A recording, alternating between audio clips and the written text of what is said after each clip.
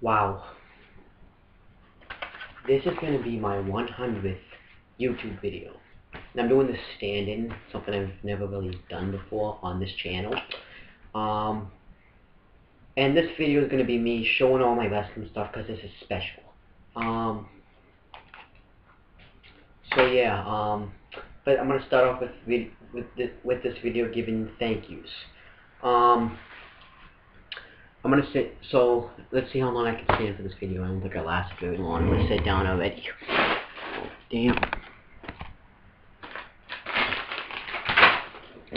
Didn't last 40 seconds. Hope that doesn't mean that's sad. So, a lot of this video is gonna be me disappearing, walking around, but whatever. So first I'll just start with the thank yous. I have a notepad up here, so I'm gonna be reading these off as they go. But 100 videos. When I started this account, I was like, yeah, I'm gonna be nothing but crap. I'm gonna probably not last a month. And I started this account on April, and I'm still with this account, and it's October. And I do have other accounts, so it's not like really anything major. But I really ran with this, in my opinion. I think I did better than I thought I was going to do. I think I will admit, some of my videos when I started were, I was quiet a lot. I was nervous at first, so can't really blame me. But I think in my opinion, I think I did the best I could with this account. And I still could improve, because this is only 100 videos though, so it's not like 500. And I think I do get a lot of practice when I kind of rehearse them. So yeah, I think I'm really running with this, and let's see what could happen. Lots of things could happen in wrestling, but that's not why we're here. I'm gonna give you my thank yous to people who have subscribed to me, but there's gonna be one person in here that hasn't subscribed to me, but I am gonna thank. It is the Wrestling Gurus. Most of you that probably subscribe to this account know Wrestling Gurus, and I will put the description, so it won't really matter if I tell you to subscribe to them, because you probably already have. But when I started watching them, I'm like, this actually looks like something I could do. I think I ran with this a lot. I think I did great with this. It was just awesome. Wrestling Gurus really made me want to sit down here and talk wrestling, and I just like talking wrestling right now, to be honest with you. So yeah, that's why I'm thanking Wrestling Gurus, because they really made me want to do this. The next person I'm thanking, these are now the subscribers. They don't subscribe to me because they don't really know about me. But I am friends with them on Facebook, and I do follow them on Twitter, so, and I will be getting a Skype so I can make a video with them. The next thing is Owen the Talkinator. And I'm going to be putting all these in the description box so you can subscribe to these guys. There are two of these, and this is the first one I have. Because I forgot the password, I didn't know I could change it. So Owen the Talkinator, this is the first Owen the Talkinator, I'll let you know. And if I pronounce some of these names, I am sorry, I suck at reading though. Then we have MixSmack26. I would like to thank that person. I don't really know him that well, but I guess he watched my videos, and yeah. Then we have two CM Brothers. I don't know if this is the first one or the second one, but this is the first CM Brothers. I do that account though with my friend Adam. We made some videos today. And we're going to decide what we do for our 100th video. Then we have Best in the World, 247. Then we have MF13331. Yeah, these YouTube names are pretty bizarre, no offense. Then we have, it says the Spider in quotes, and I'm friends with this guy on Facebook. Then it's Spider486. Then we got, and then I apologize if I pronounce this wrong, CDM number 3 fan. Then we have, I'm gonna pronounce this as great as I can, Isaiah Cruiser, I think that says Cruiser. Then we got, and I can't believe this subscribed to me, wrestling slash sports slash movies slash video games are my passion. That is really what that name is. That's probably the weirdest name I have that's subscribed to me, and I just probably lost a subscriber now. Then we have Nick Miller. I guess he subscribed to me. I just found that out today. He's one of my friends from school that's now in college. And he used to be in the school band with me, so that's who he is. Then we have Owen the Talkinator. I think this is the other one that I now use more often. Then we have Chris Russ. She is my dad's girlfriend. She also supported me and gave me most of the ideas for this. Then we have, sorry if I pronounce your YouTube name wrong. It's called Liberty Belly. I think that's the name. Then we have CM Brothers again. This is the other one. This is the one I think this is the one me and Adam use a lot. Then we have Sneaker Kid 23. That's actually a great YouTube name. I actually really do like that name. Then we have Voda's DP. I don't know. I'm sorry if I pronounced that wrong, but yeah. And then the last one is Adam 19907. That's Adam's account. He can't use it anymore because he can't get into it.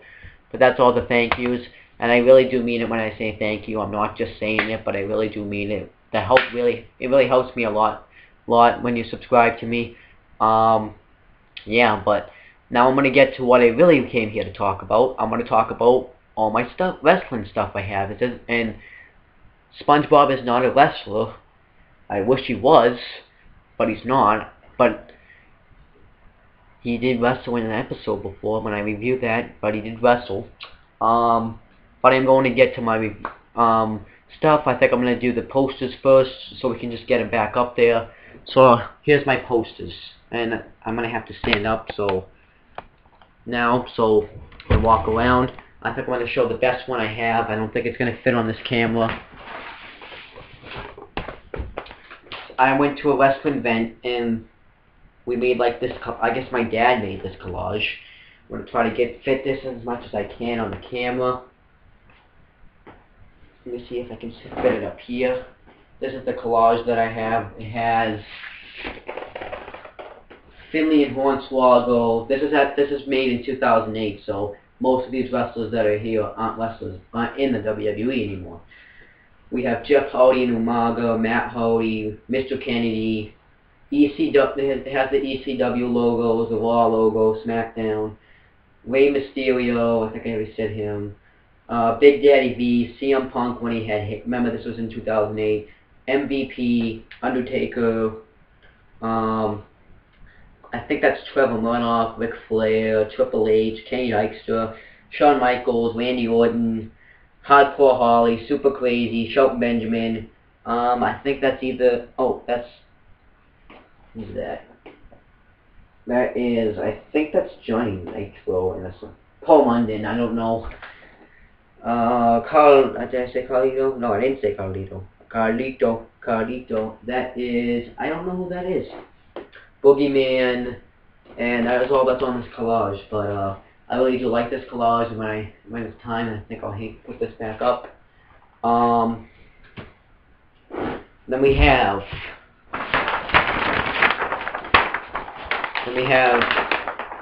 the DX poster when they came back to WWE. This isn't the one with X-Pac, China, all that stuff. This you can clearly see.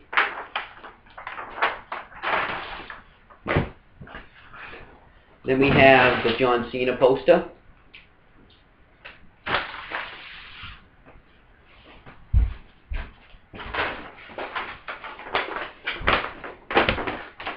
Then we have another John Cena poster. We have him basically beating up Edge, and I think this was at Backlash 2006. This is something I look now, and I'm just so pissed off that this got broken still. We have John Cena. Oh, the thing fell. John Cena stand. This is supposed to be standing up. I'm not even supposed to be fucking holding this right now. But, it broke because one of my friends, Kevin, broke it. So, yeah, that just pisses me off that this is broken. Oh, I'm not gonna throw it.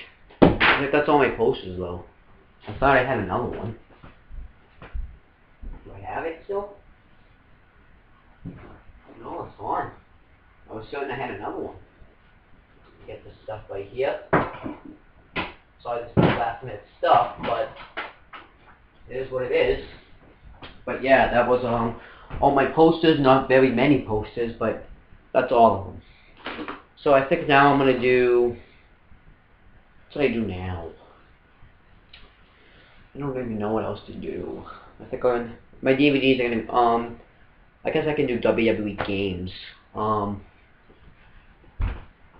But I do have. I'm gonna start with the first game I have of WWE. The first game I have is the WWE Uno game. It's just like regular Uno. And I'm going to show you all the cards. Just like, for your information, Adam whipped one up and his friend and his cousin Matt ate two of them. Not lying. So we have, the 4 is John Cena. I'm going to give you like a little close-up. The reverses are, I guess, Christian putting a submission hold on Drew McIntyre. The 7s are Big Show. The 1s are Undertaker's. The skips are Batista's. The 8s are Shawn Michaels. The 6s are Kane's. And the 2 is Rey Mysterio giving the senton to Kane.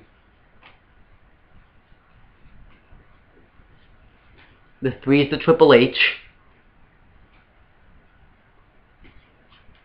Pick up 2, or plus 2, is DX. Let's see, there's somebody else. Oh, at the plus 4 is the No Way Out main event between just Michaels and Cena and Batista and Taker.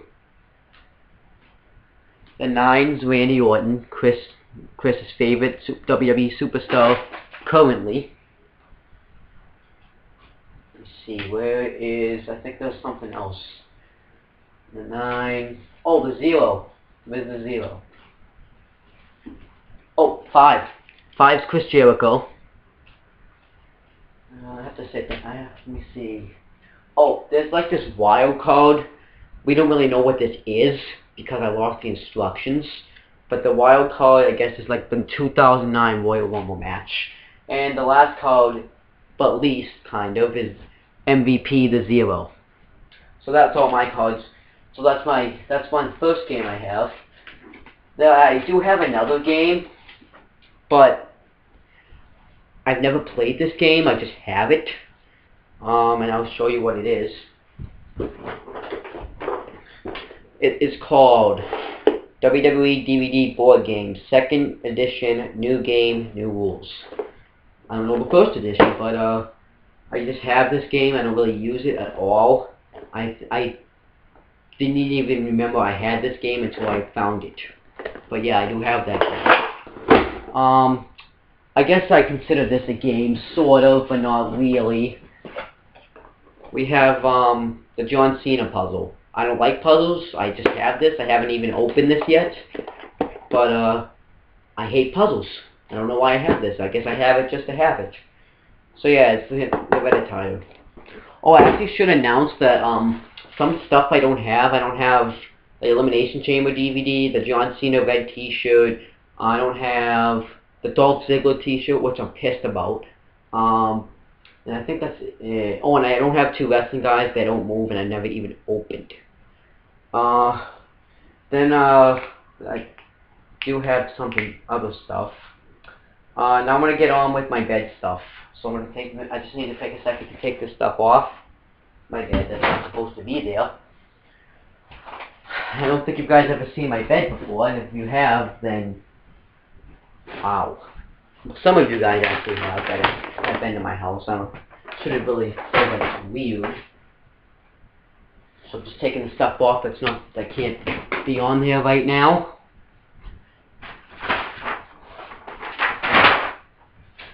Hopefully hopefully I can get this back where it was, but I probably won't. I think that's good enough. I think I'll start with my pillows. So this is my WWE bed. It was a SpongeBob bed, but now it's a WWE bed. And I have Triple H and John Cena. The old school Cena too, with the one before now. And on the back it's a WWE logo. Let's see, what else do I have here? I only have one more pillow left. And it's, again, John Cena and Triple H on the front, and the W on the back. That's the way I say back. Back. Now I'm going to do my blankets. What I have for blankets, I don't have a towel either. I don't have a towel that I used to have. And when we get there, I'll tell you what's on it. Let me see. See if I can get. Would not be able to get this on camera unless I go like this. See if I can try to get this on camera. Feels like I've been going forever right now. Let's see. I can't get it all on there, but I'll just tell you who's on it. But I do have it. John Cena, Triple H, and I guess there's some guys having matches in the ring. So yeah, that's not really. And on the back, there is WWE logos, which are my sheets. So I don't feel like taking off my sheets. Then we have.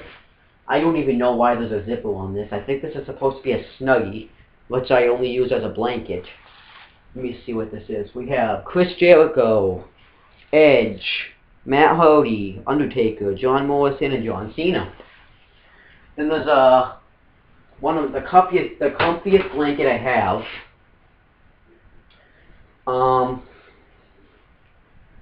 It's Triple H, Rey Mysterio, John Cena's on everything. It's not fair. Like, John Cena's on every single thing I have, so I'm not well. I used to be a John Cena mock though. I still sort of am. Wow, I've been going for 17 minutes. That's actually not that long. Let's see, what else should I show? I'll do my cups now. When I go to WWE, if you guys don't know, you get the official WWE cups from the concession stands. This isn't the first one I got, and I actually forgot to get my Triple H and Undertaker cup. Fuck. But yeah, I'll show you who's on here. You can see Big Show, Zack Ryder, Miz, up in the corner, Kofi Kingston, Daniel Bryan, Randy Orton, Mark Henry.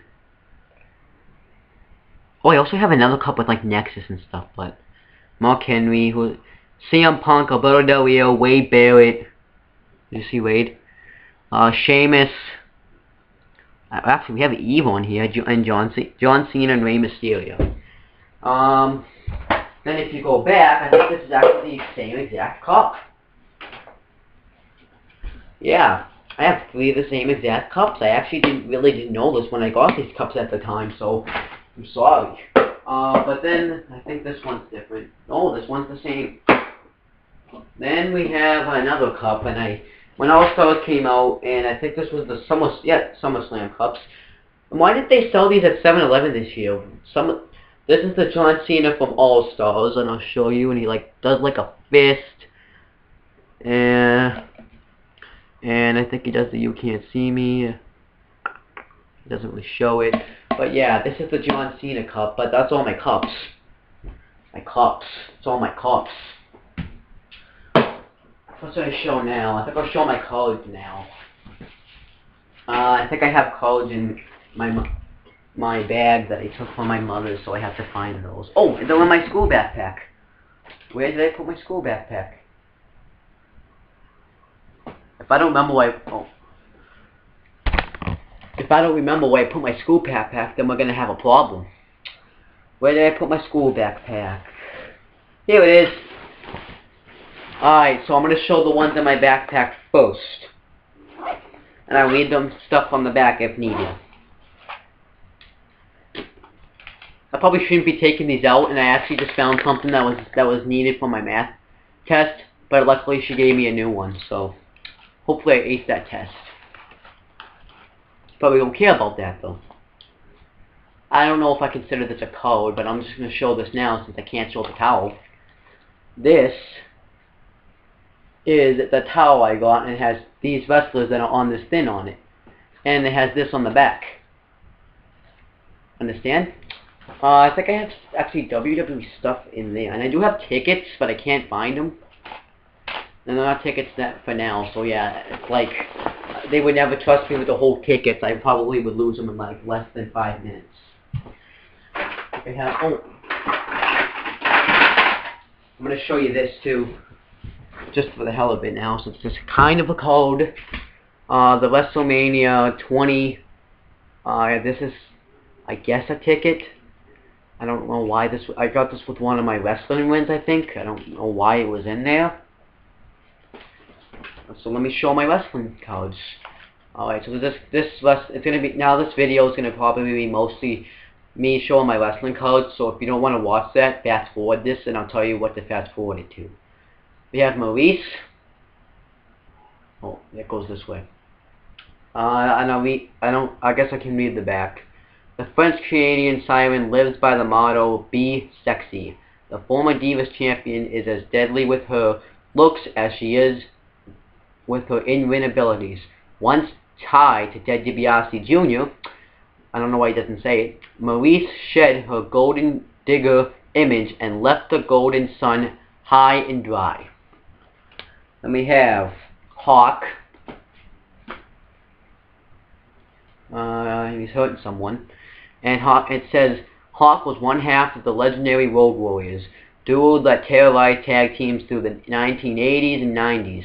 As strong as he was agile, Hawk was a purely dominant individual who knew how to dissect an opponent with sheer force. He's perhaps best remembered for his famous phrase, "Oh, what a lush." I'm actually a pretty good reader. I'm better than I thought I was. Then we have Brodus Clay before he became the Funkasaurus. Brodus Clay was quite the find for Alberto Del Rio, who took him as his protege after the 4th season of NXT. Clay has already showed great promise and has drawn comparisons to King Kong Bundy for his size and surprising agility in the ring. Then we have Rosa Mendes. Then we have, and it says Rosa Mendes has been a SmackDown mainstay for years now and looks to continue being one of Friday night's most beautiful divas, woman, that was a botch, woman, for some time to come. Rosa is continually improving her game and staying in peak physical condition in hopes to challenge for the Divas Championship. Well, we know that's not going to happen anytime soon. Let's see, the next one. Ooh, Adam's going to like me, well, he won't love me, but he's going to like me a lot more for reading this one, Rey Mysterio. Rey Mysterio moved to Raw in the 2011 WWE Draft, and it didn't take him long to rekindle old rivalries. Rekindle. That's really what it says, rekindle. Moving to Monday nights, he again battled Alberto Del Rio, and soon shifted his attention to CM Punk. The Master of the 619 is a multiple-time World Heavyweight Champion, and he is considered one of the best luchadors of all time. And now I just feel like a sadness in my heart because I just caught someone, and you're gonna know why. Jerry the King Lawler.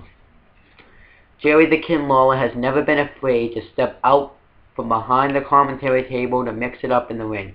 This was never more evident than in 2011 when only one too many taunts he taught fellow broadcaster Michael Toy Legend. Eventually Lawler defeated his adversary in a Kiss My Foot match rendering Cole speechless to the light of the WWE Universe. We know that didn't happen because he's still doing commentary today.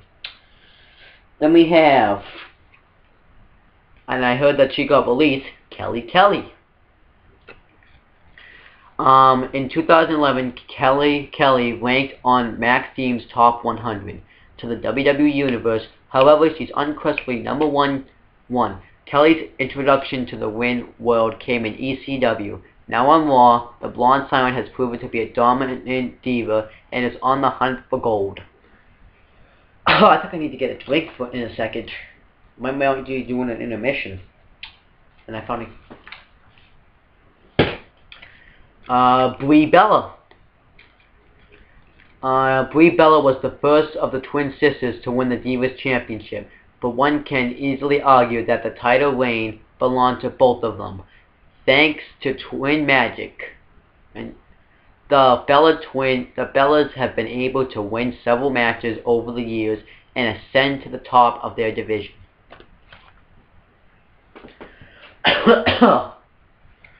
Now we got Daniel Bryan. No, it's actually Suicide Dive Wrestling is a big fan of Daniel Bryan. I don't know if he still is. It says, a longtime veteran of the independent scene, Daniel Bryan made a quick impact upon his arrival to WWE, winning the United States Championship in his rookie campaign. Bryan moved to SmackDown during the 2011 WWE Draft Lottery and looks to continue adding to his trophy case in the near future. Obviously, you can tell that these came out before a long time ago, before Bryan was world champion. So that's why most of the stuff you're going to be like, oh, and he's already been a world champion. Well, I'm reading these from back then, so if you excuse me. And one just fell, so I'll just read it now. And a bunch just fell. Are you serious? So I'll just read those first. So I'll do Christian. No, wait, this actually says, that's how I roll, Christian. This is actually kind of a special one. I actually kind of like this one. The Peeps know what to expect each time the former World Heavyweight Champion enters the ring. Christian first broke out of his now famous line, that's how I roll, during a rap battle with John Cena. I actually just learned something today, so that's actually pretty cool. Now I'm going to do, I think I'll do the ones that are furthest. We'll do this one.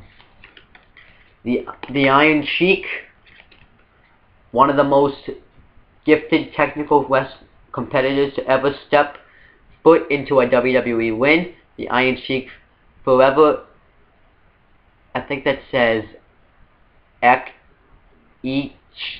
his name in history on December 26, 1983, when he defeated Bob Backlund for the WWF Championship, or the WWF, whatever it was at the time, at Madison Square Garden. The Iron Sheik was also a great tag team competitor, winning the World Tag Team Championships with partner Nikolai Volkov. I just learned something again. I knew he was WWE Champion, but now I learned that he won it on December 26, 1983. That's going to be hard to remember. Now I'm going to do... oh my gosh. Now I'm going to do Jimmy Uso. As one half of one of WWE's up-and-coming tag teams, Jimmy Uso has shown a lot of promise in the ring. The son of Rikishi is prone to fly like many Samoans. Before him does so with a lot of power behind each of his blows. The WWE Tag Team Championships is definitely a goal for the Usos. So that's Jimmy Uso. Now it says Alberto Del Rio, and I really like this code. Alberto Del Rio has a lot to brag about, namely his unparalleled wealth. So it's not surprising that his entrance is elaborate, not to mention expensive. From his personal ring announcer, Ricardo Rodriguez, to the luxury cars he often drives, Alberto Del Rio, I think that says, oozes pride and opulence. Told you I actually don't suck at reading, actually. I really don't. I'm actually pretty good at it. Now I'm going to do this one. Evan Bourne. see, we have Bourne rebounded from serious injury in 2011 to return to action and continued dazzling fans with his aerial tactics that are unparalleled,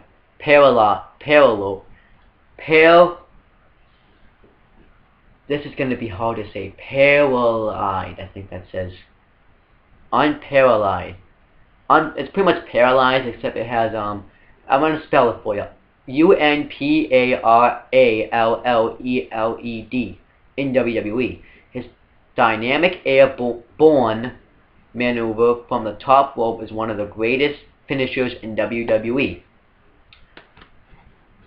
Look where Evan Bourne is now. He got suspended twice, and now he has a broken foot. Yeah, so, doesn't look like Evan Bourne's looking too good right now. Let's see, now we got Chris Masters. Chris Masters looks like he was Chazli.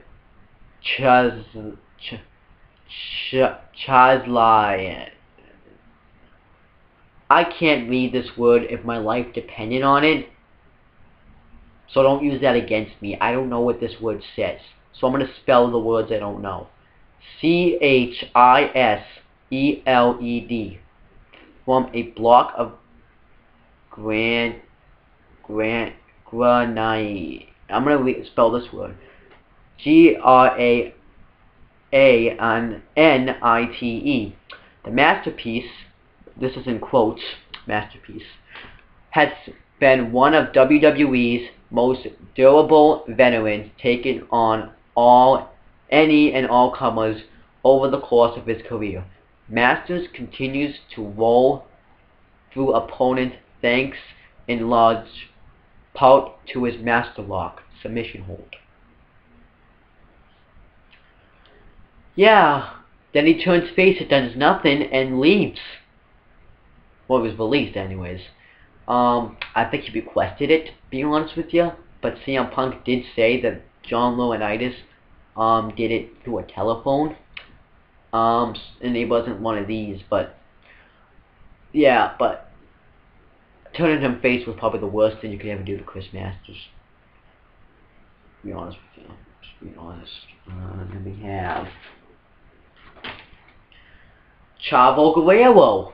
This is another guy that should not have gotten released. Well, he requested it, but he should have gotten better. Let's read about Chavo Guerrero. Chavo Guerrero has been in WWE for more than a decade. Now he's not there anymore. A former Cruiserweight WWE Tag Team and ECW champ, Chavitos, and this is in quotes, debuted in the United States, came with WCW, where he was integral, I think that says, part of factions like the Latino World Order. I had no idea. So the LWO. Chavo's greatest rivalry came against Rey Mysterio in WWE. Yep, and now Chavo Guerrero is in TNA, so hopefully TNA doesn't make the same mistake WWE does. Next we have Kane. Actually like Kane. Kane has ruled the ring for over a decade with his sheer force, hard to contain.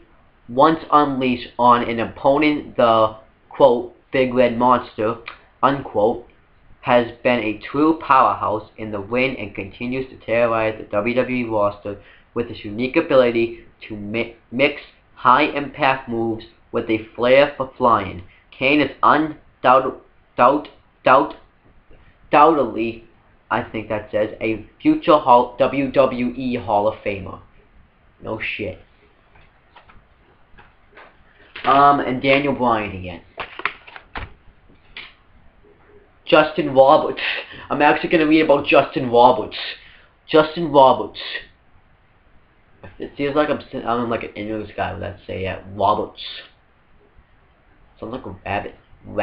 Roberts. Was ring announcer, started in ECW, and has since introduced SmackDown and Raw superstars as they head forward toward the win. A University of Arizona graduate, Roberts had a brief career as an actor before he came to the WWE, including appearances in Sleepless in Seattle and Blue Chips. I'm actually going to ask Chris about that, because I think Sleepless in Seattle sounds like something she would watch. Justin Roberts. I'm going to say Justin Roberts.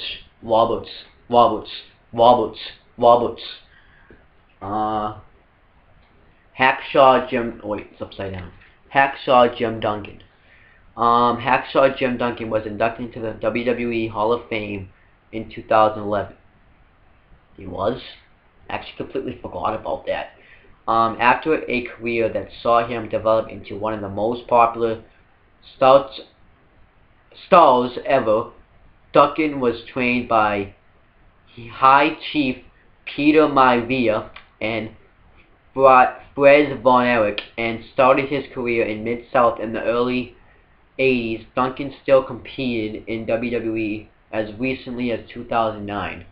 And then he did come in the Royal Rumble this year, and he did have a match with teaming up with Santino against Epico and Primo. And he did, I think, face Unico, so it's pretty cool. This is the last one that's on the floor. I don't even remember this guy, to be honest with you. I don't even know if he's still in the WWE. I didn't even know. I've seen this guy before, though. Now that I'm reading about him, I completely forgot about him. We have Jack Corpella. And Jack Corpella has been a WWE broadcaster since 2006. Wow. Where was I for all this? Does he do like NXT or something? No offense to NXT. Often informing the WWE universe of live events across North America. Corpella currently contributes ringside commentary and reported on SmackDown and WWE Superstars. He has been the main man for several WWE specials over the years. I really did not know that, to be honest with you. But yeah, I guess I learn something new every day. I guess I really do need to catch up on my WWE sometime. So now they're not on the floor anymore. Hopefully none of them are going on the floor. Yokozuna! Oh, my hand's in the way. Originally managed by Mr. Fuji, Yokozuna found himself under the guidance of Jim Cornette when he teamed with Owen Hart as a tandem. What the hell is a tandem?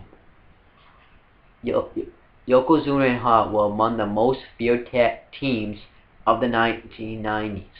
Because of each of their unique capabilities in the ring, when worked together, the two were virtually unstoppable. I was virtually unstoppable. Now it just shows all the cards you can get. Oh wait, I have it upside down. Wait, no I don't. This is just a reflection. I guess I can read them all, the cards you can get. You can get Truth. Wait, hold on. Oh wait, you can get this is base cards. John Cena, Randy Orton, Rey Mysterio, Wade Barrett, John Morrison, Natalia, Primo, Justin Gabriel, Johnny Curtis, Josh Matthews, Michael McGillicuddy, Jey Uso, Dolph Ziggler, Alex Riley, Karma, Lunjin Sin, Chris Masters, Ted DiBiase Jr., Percy Watson, Hornswoggle, David Otunga, Booker T, Mason Ryan, Tamina, CM Punk, Jack Corpella, Kelly Kelly, William Regal, Beth Phoenix, The Great Khali, Michael Cole, Brodus Clay, Goldust, Jimmy Uso, Kofi Kingston, Matt Striker, Nikki Bella, Yoshitatsu, Ricardo Rodriguez, Cody Rhodes, Brie Bella, Ezekiel Jackson, Vladimir Kozlov, Sheamus, Vicky Guerrero, Alicia Fox, Drew McIntyre, Todd Grisham, Jack Swagger, Tyson Kidd, Alberto Del Rio, Heath Slater, Evan Bourne, JTG, Caitlyn, Big Show, Tyler Rex, Layla, Justin Roberts, R-Truth, Daniel Bryan, Gail Kim, The Miz, Chavo Guerrero, Kurt Hawkins, Maurice, Kane, Santino Marella, Mark Henry, David Holt Smith, Rosa Mendes, Jerry the King Lawler, Undertaker, Melina, Sin Cara, Eve, Theodore Lon, Zack Ryder, Christian, Triple H, Edge, The Rock, Darren Young, Lucky Cannon, Titus O'Neil, Byron Saxton, Conor O'Brien, Jacob Novak, The American Dream, Dusty Rhodes, The British Bulldog, $1 Million Man Ted DiBiase, Roddy Piper, Mr. Perfect, The Iron Sheik, Cowboy Bob Orton, Jake the Snake Roberts, Ravishing Rick Rude, Doink the Clown, Big Bossman, Bushwhacker Luke, Bushwhacker Butch, Yokozuna, Sergeant Slaughter, Papa Shanko, Hawk, Animal, Kamala, Terry Funk, Junkyard Dog, and Hacksaw Jim Duncan. And that is all for that. Now where did I put the others? Don't tell me this. Oh, yeah, they are. And I got them all. And I almost fell off my bed. Next code. Edge. One of the most decorated careers in WWE history came to an abrupt end after WrestleMania 27, as Edge retired from in-ring competition after he successfully defended the World Heavyweight Championship against Alberto Del Rio. And this is in quotes, rated R superstar, is a sure fighter, WWE Hall of Famer, and many expect him to continue to exert his influence in WWE for some time to come. He is a Hall of Famer now, but we'll still see him. I think I'm just gonna put my deck right here. This is the American Dream, Dusty Rhodes. Dusty Rhodes, the son of a plumber, truly lived his dream of being an icon of the ring. A multiple-time NWA champion, Rhodes was one of the premier performers in the 1980s and 90s, as well, and is well remembered from his work on the mic. Today, Rhodes helps train the new generation of WWE superstars. I think I sort of knew that. And I think one of those people was probably Cody Rhodes. Cowboy Bob Orton. Bob Orton was the son of the ring legend, quote, the Big O, unquote, Bob Orton, and as a result, bore the weight of lofty expectations. But, like his famous father, parenthesis, and later his son, parenthesis, Ace Excellence becoming and Ace is in quotation marks, Excellence becoming recognized as one of the top ring technicians of his generation. Oh my gosh, this is long. These are a lot of cards. Why do I buy so many of these cards? Why? This is and this actually is really cool. It's like a nice design to it. This is Arwen R. Shyster. And I'm gonna read about him. Arwen R. Shyster is perhaps best known as one half of the former World Tag Team Champions Money Inc. The Taxman came to the ring with a wealth of experience behind him and a strong, I think that says essential, in his briefcase. Today, IRS still makes occasional appearances on Raw or SmackDown and Superstars, and still sweats it out when he demands that they pay their fair share. Look at this card. This looks like one of those old 1990s cards they would use. Alberto Del Rio, and after this I'm gonna go get something to drink. Alberto Del Rio, the 2011 Royal Rumble, failed to succeed Edge as World Heavyweight Champion, but showed skeptics that he indeed has what it takes to wear the gold. As Mexican aristocrat, Del Rio's cross-arm breaker has quickly become one of the most feared submission maneuvers in WWE today. And that's Alberto Del Rio. Now I'm gonna go get something to drink because my mouth is dry. So I'm gonna be gone for a little. Well, I'm gonna only be gone not that long. So I'll be right back.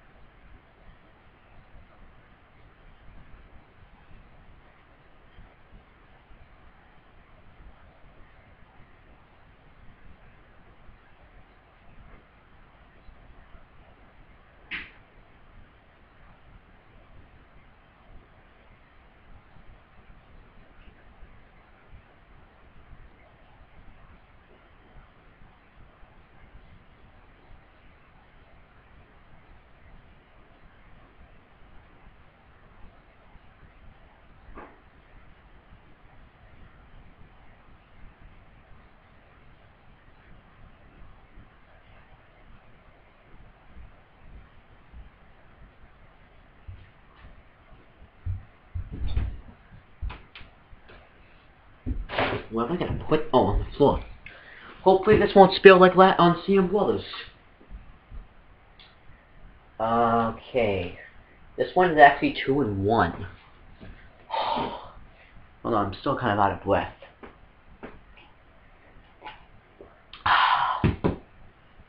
This is now Jerry the King Lawler and Jim Ross. As broadcast partners, Jerry the King Lawler and Jim Ross were paired for years on WWE television. On rare occasions, however, the two did team together in the ring, primarily with good old JR on the outside, encouraging his long-term friend to victory. At Extreme Rules 2011, the King and JR took on Michael Cole and Jack Swagger, a match that Cole and Swagger emerged victorious. Then we have... Actually, I like this way this card comes out, by the way, I should mention. I fucking hate this guy. He can just fuck. The great Khali. Khali's WWE career has included one reign as World Heavyweight Champion. That fucking sucked. The guy can't fucking wrestle.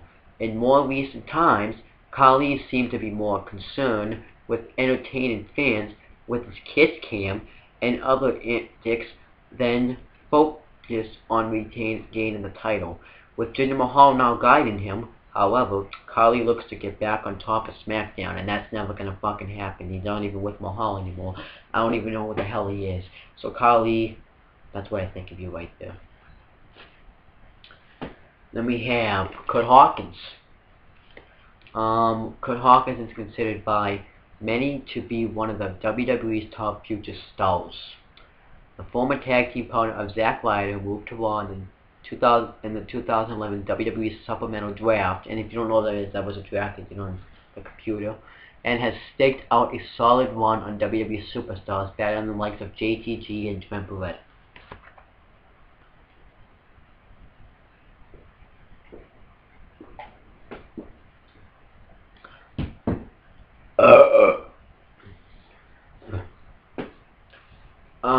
Vicky Guerrero. Excuse me. The crackling laugh and screaming voice of Vicky Guerrero only tell a part of her story. The former general manager of SmackDown has shifted her focus to a sole competitor, Dolph Ziggler, who Guerrero guided to the World Heavyweight Championship in early 2011, and as I said before, that doesn't count. Dolph Ziggler did not deserve to hold it for 11 minutes. Don't do that again if he cashes in Money in the Bank. Just don't. Let's see. Kurt Hawkins again. This guy, get him out the door. Yoshitatsu. My friend Adam asked Mitch from Wrestling Gurus a question about Yoshitatsu. Check that video out. Yoshitatsu is the latest in a long, illustrious history of Japanese superstars who have competed in WWE over the years. Like those who came before him, Tatsu is out to make his mark in North America. Tatsu's kicks are among the most feared in WWE today. I'm just going by the con. I actually don't even know his moves because he gets squashed so many times. So excuse me. Excuse me. Eve. Eve continues to be one of WWE's most dangerous divas. A multiple-time Divas champion, Eve has embraced jiu-jitsu techniques that have provided dividends inside the ring. Eve is a solid bet to wear gold again in the near future, and she is now the Divas champion and the assistant to Booker T. So.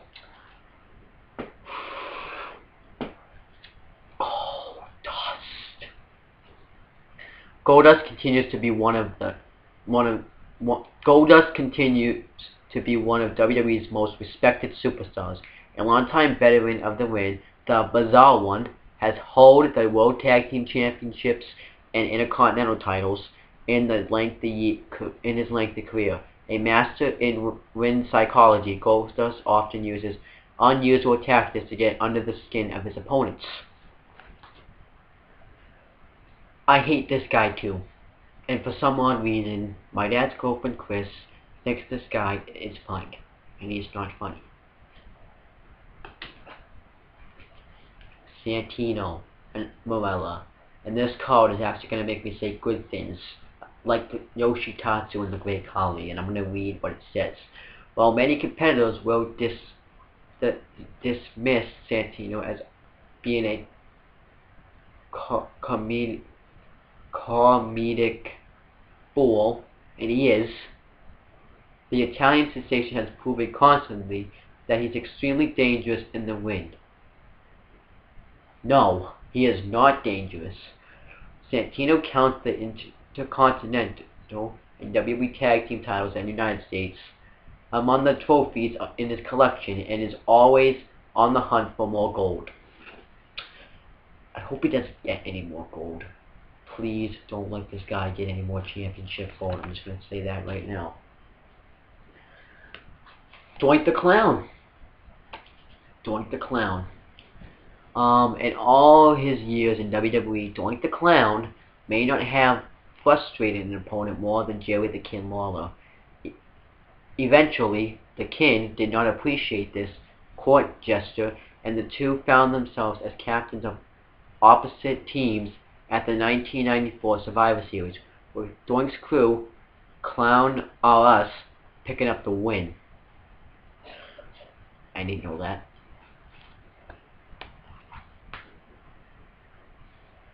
Now we got Sin Cara. Sin Cara, this is actually his debut. WWE has a rich heritage when it comes to working with stars from across the globe, but of all the stars who have graced the WWE ring, none may be more impressive than Sin Cara. The high flyer from Mexico has gained international acclaim from being one of the most unique competitors in the world, breaking out maneuvers that no one has ever seen. That is actually true. This guy is awesome. One of my favorite WWE superstars. I really do like Sin Cara.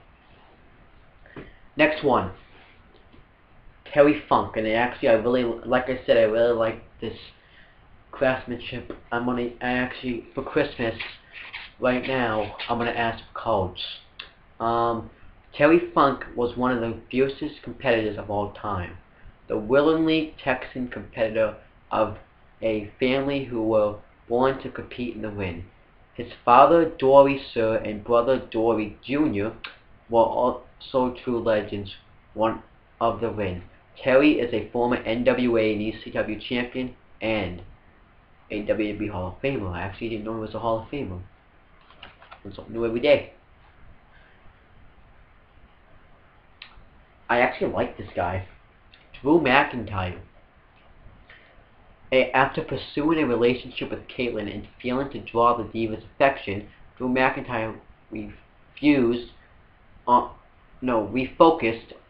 on his in-ring game. In 2011, he was drafted to Raw and now looks to get back on the winning track. On his debut, Mr. McMahon famously predicted that McIntyre would be a future World Champion. I hope so. Please. Because this guy actually deserves it. And I don't know what's going on with him really right now. Next one. I actually forgot about this guy, Conor O'Brien. Conor O'Brien was the first apprentice of Alberto Del Rio and Ricardo Rodriguez in the 4th season of NXT.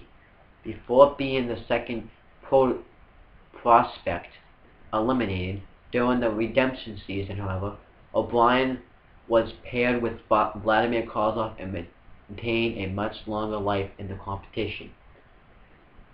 I actually do remember that now that I'm reading that. So, we haven't seen him since then, so maybe we will, maybe we won't.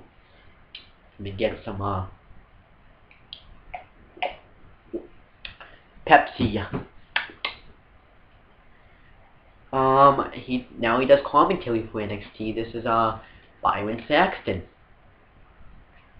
Byron Saxton was first a broadcaster in ECW before he decided to enter the ring in time for the 4th season of NXT. Unfortunately, the charismatic superstar was eliminated early in the competition. Saxton didn't fare any better in the Redemption season, being the second superstar to be sent packing. And that's actually true. Next we have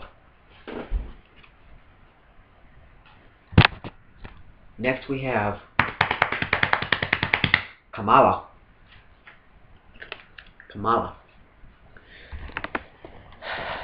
Let's talk about Kamala. Kamala was one of WWE's most unique characters, led to the ring by Kimchi. The African warrior carried a tribal shield and spear to the ring and was unrestrained, savage inside the ropes.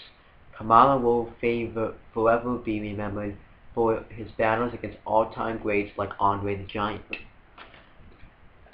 That's actually pretty cool. Next one. We have Bushwhacker Luke. As one half of the Bushwhackers, cousin Luke, and this is like that's in quotation marks, was an out-of-control superstar who often took opponents by surprise. Luke possessed a good amount of strength behind his strikes and knew the easiest way to get an opponent to go down for a 3 count. Lick them after eating sardines. And I didn't watch it back. I wasn't even alive back then, so yeah. Then we have Kane again. Tyler Rex.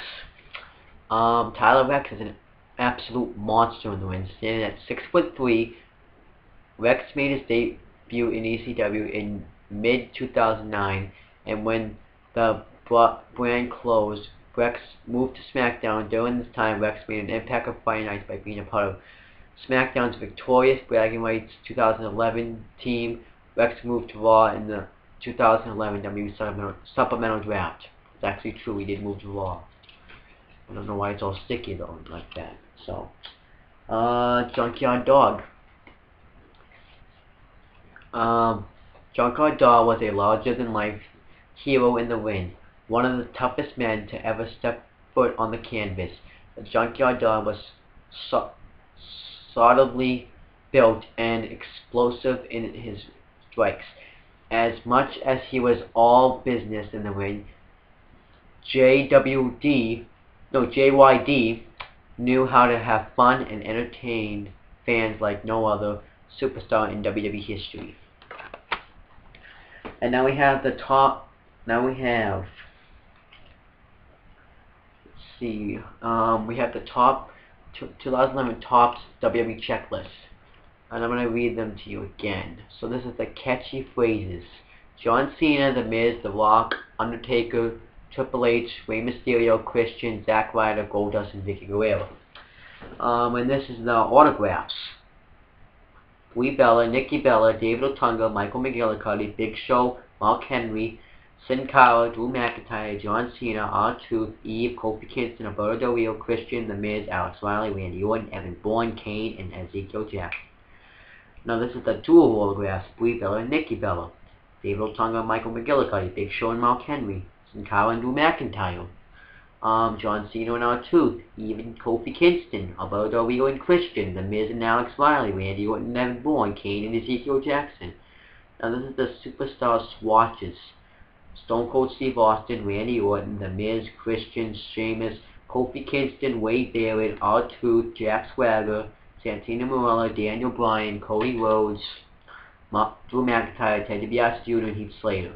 This is the master of the Matt Relics. It's R-E-L-I-C-S. Undertaker, John Cena, Triple H, Rey Mysterio, Randy Orton, The Miz,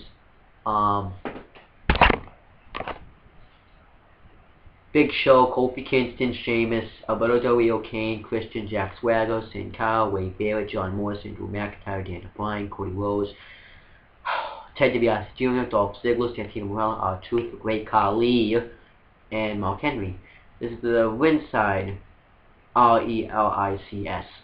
Undertaker, John Cena, Triple H, Rey Mysterio, Randy Orton, The Miz, Big Show, Kofi Kingston, Sheamus, Alberto Del Rio, Kane, Christian, Jack Swagger, Sin Cara, Wade Barrett, John Morrison, Daniel Bryan, Dolph Ziggler, Santino Marella, and R-Truth. That's it for that. Then we have Justin Gabriel. And I almost got that in the Pepsi. I'm going to move that now. Justin Gabriel is often overlooked in discussions about WWE's premier and high flyers. Perhaps that's because of his controversial stints as part of the Nexus and the Core. Nonetheless, Justin Gabriel can bust out aerial assaults with amazing precision, especially when it comes to the eye-popping 450 splash. Then we have Karma. Karma made one of the most impressive debuts in WWE history, going after an already beaten Michelle McCool at Extreme Rules, and in recent weeks, I think that's a subsequent, but I'm just going to say that she put the hurt on other divas before putting her career on hold after becoming pregnant. I guess she got released because, I don't really know, I think she requested it. Then we have Heath Slater. Heath Slater, I'm going to actually read it like this. Heath Slater started in WWE as a member of the Nexus and enjoyed early success as a WWE Tag Team Champion alongside Justin Gabriel. Once Wade Barrett was excommunicated from the faction, however, Slater joined the former leader on SmackDown and formed the Core along with Gabriel and Ezekiel Jackson. And that is Heath Slater. We have Bushwhacker Butch. Butch would often take charge in the ring and prep an opponent for his tag team partner Luke. A pure brawler in appearance, Butch had a surprise sense of ring science, knowing when to attack a particular body part on an opponent and take advantage of the winning speed. Pretty good. Pretty smart. Now we have Ravishing Rick Rude. Rick Rude was one of WWE's most charismatic and egotistical performers in the 1980s and 90s. The lean, sculpted strongman, as managed by WWE Hall of Famer Bobby the Brain Heenan. Under the Brain's guidance, Rude won the Intercontinental Championship from the Ultimate Warrior at WrestleMania 5. Now we have Jey Uso.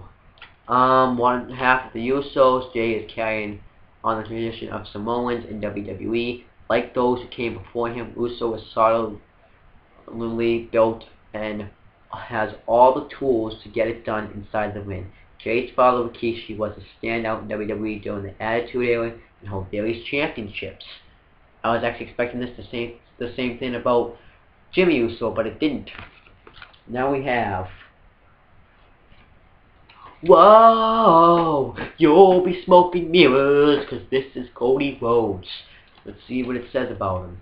Cody Rhodes' descent into the darkness may seem odd to many, but one can't deny that he has become more successful because of it. No longer obsessed with his looks, Rhodes now focuses completely on his in-ring game, and as a result, he has amped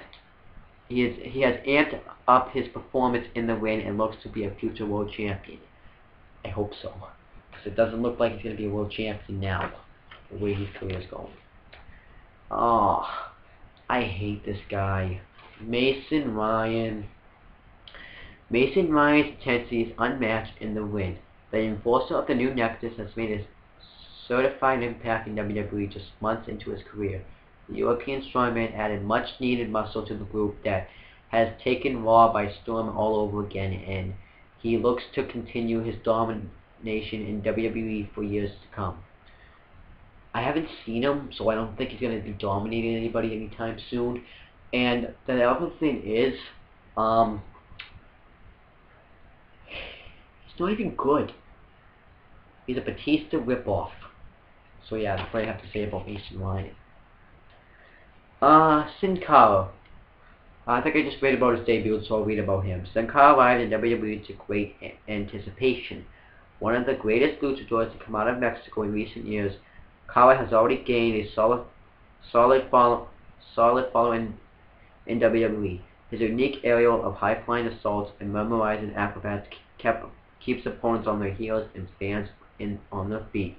Yes, it does. Triple H. This one's probably going to be long. The game has done just about everything in WWE except defeat Undertaker at WrestleMania, and he probably will now. The multiple-time world champion faced against the Last Outlaw at WrestleMania 27 came as close as anyone has to independent Undertaker. Triple H has said he'd like another shot to break the streak, and perhaps he will get his chance. And he will not get his chance because WrestleMania 28 already passed and he didn't win. So it's a good match, but he didn't win. Then there's $1 Million Man, Ted DiBiase. Money flows like water for Ted DiBiase, one of WWE's most celebrated competitors ever. DiBiase's net worth allowed him to buy and sell virtually anything he'd ever want. This is in quotes. Everybody's got a price for the $1 Million Man. He said he'd even try to buy the WWE Championship, which was blocked by then WWE President Jack Tunney. So yeah. Now we have it says champions, and it shows Kane and Paul Bearer and Buried Alive. So I'm just gonna. Undertaker and Kane have had a long story and at times outright bizarre history together. Yes, they did. The amazing tale of the brothers took another turn in 2010 when the two engaged in a Buried Alive match. Kane came out on top, however, and the story added a new wrinkle as the Nexus assisted him in putting away the dead man. Though Taker eventually returned, he was far from the same man. He looked like the same man to me. The only thing now that's different is that he cut his hair, so this card has it all wrong, but they're trying to get the product out. I'm going to read this just because it might say different. This is another great thing. The Iron Sheik. Despite being one of the most hated men in WWE during his career, the Iron Sheik has become a fan favorite in retirement, often not afraid to speak his mind. Sheik has appeared on WWE television from time to time to the light of the WWE universe. I haven't seen him, so now we have another champions then. John Morrison just seems to be building momentum. The Monday Night Delight is a former ECW champion and has also held Intercontinental and Tag Team gold during his career. With his high-flying and impressive technical skills, Morrison is well on his way to earning yet another world title reign. He got released, so I don't think that's going to happen. Well, he's planning on coming back. Now we have, I think I already said Randy Orton. Did I say Randy Orton? I think I did. Oh no. Did we say? I think I did say Randy Orton. I'll just read it again if I didn't. I don't care if I did. I'll just read it again. But this is Randy Orton. Like I said, my dad's girlfriend's favorite WWE superstar. Randy Orton moved to SmackDown via the 2011 WWE Draft and immediately made an impact by defeating Christian for the World Heavyweight Championship, which Christian did not deserve. The quick sensation was nothing new to the Apex Predator, as Orton became the youngest ever World Heavyweight Champion when he won the title at SummerSlam 2004, and it doesn't say who he won it from, it's from Chris Benoit. Now we have Ezekiel Jackson. Ezekiel Jackson seemed to have a solid spot in the core, but Wade Barrett, Heath Slater, and Justin Gabriel unceremoniously dumped him. The move was not one that Big Zeke took lightly, as he quickly lashed out against the former members, ensuring that they knew the errors of their ways. Now he's a jobber though, so. Now we have Lucky Cannon. Lucky Cannon wasn't so likely the first time around in NXT. During the second season of the competition, Cannon was paired with the world's strongest man, Mark Henry, but was eliminated early in the competition. During the redemption season, Cannon fared slightly better when paired with Tyson Kidd. That's true. Now we have Evan Bourne, and I already read him. Yeah, I already read this. Now we have Beth Phoenix. The Glamour Song returned from injury to once again serve notice that she is top diva in WWE today. Muscular and agile, Phoenix is the kind of combination of power and speed that results in pure domination. It's highly likely that she will be the Divas champion. Soon.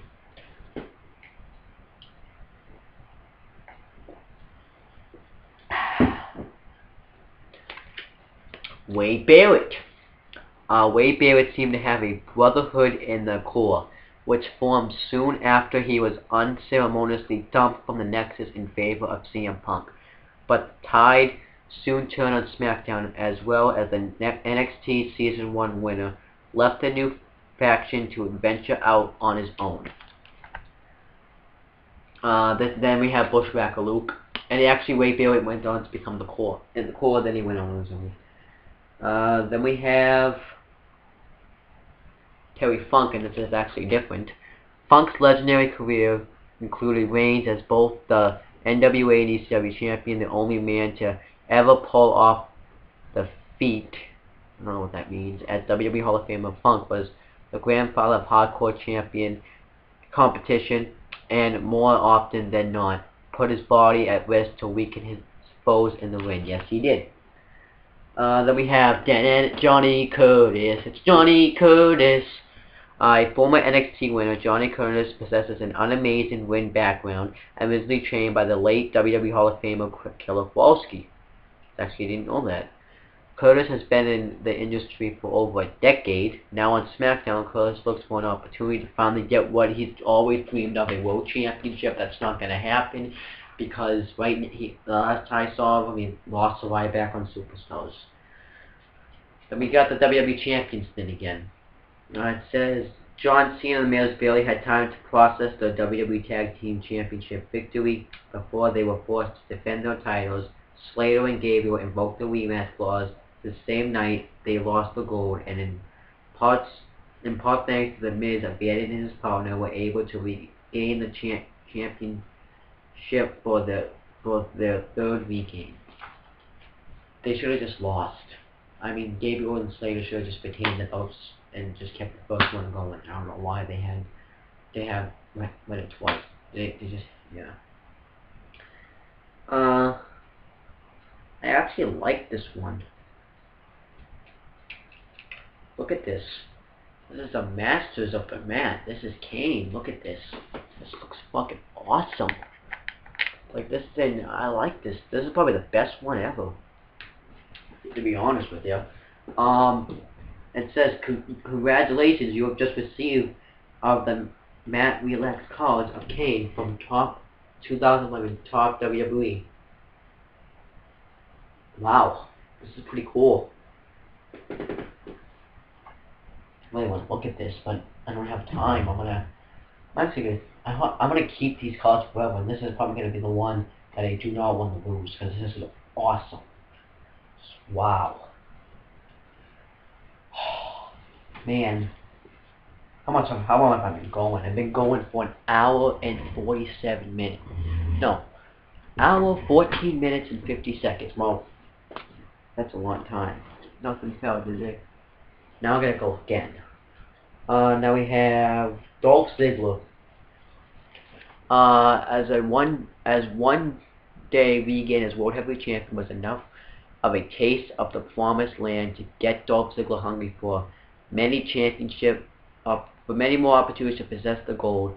Ziggler has all the tools to attain this goal, as his mix of brawling and scientific combatants is a recipe for success.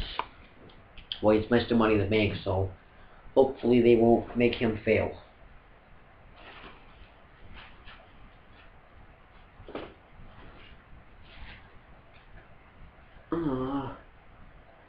missed some. Oh no, I didn't. I think this was in there. I hope.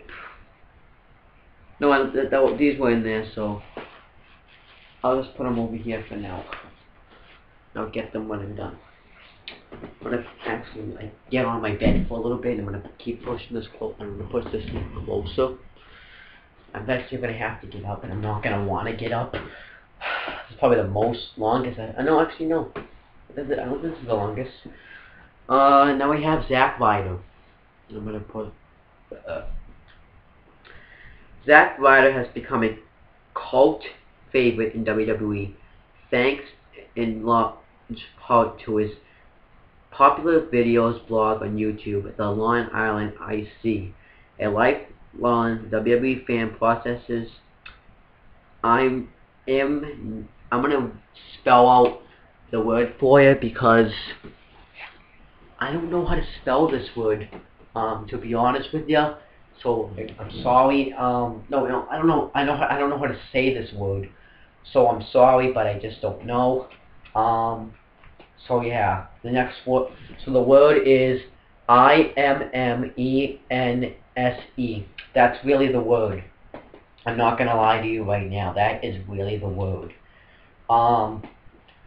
Yeah, but oh well, right?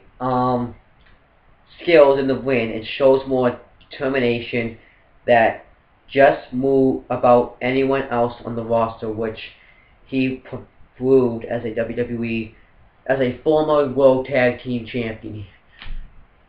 They completely botched this. He was not a former World Tag Team Champion. He's a former WWE Tag Team Champion. Get your facts straight. That's what made me botch. What the hell? Now we got, I'm gonna do the ones right here. Jack Swagger. Jack Swagger is a former World Heavyweight Champion who continues to be a title threat after moving to Raw in early 2011. The All-American American began teaming with his WrestleMania 27 pupil, Michael Cole. A couple of misguided comments by Cole, however, ended the relationship, and Swagger was soon back in the quest to regain the WWE Gold, and he won the United States Championship, and Santino fucked it over. Then we have a catchphrase that says "Woo Woo, You Know It" by Zack Ryder, and it says Zack Ryder has become a cult hero in WWE, though some might consider his in-ring gear a bit outrageous. There is no denying that the Long Island IC is a talent-laden superstar. To paraphrase, you know it. Oh, I'm a bit packed now. I think I'm just going to put them on the ground. This laptop will fall if I keep doing this. Oh my gosh, this is a lot of DVDs. I'm not codes. I should have done this last. Hold on.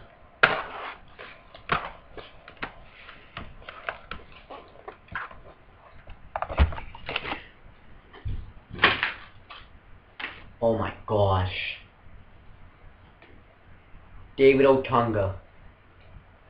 The A-lister David Otunga is the only current new Nexus member who has been with the Dangerous faction since the very beginning.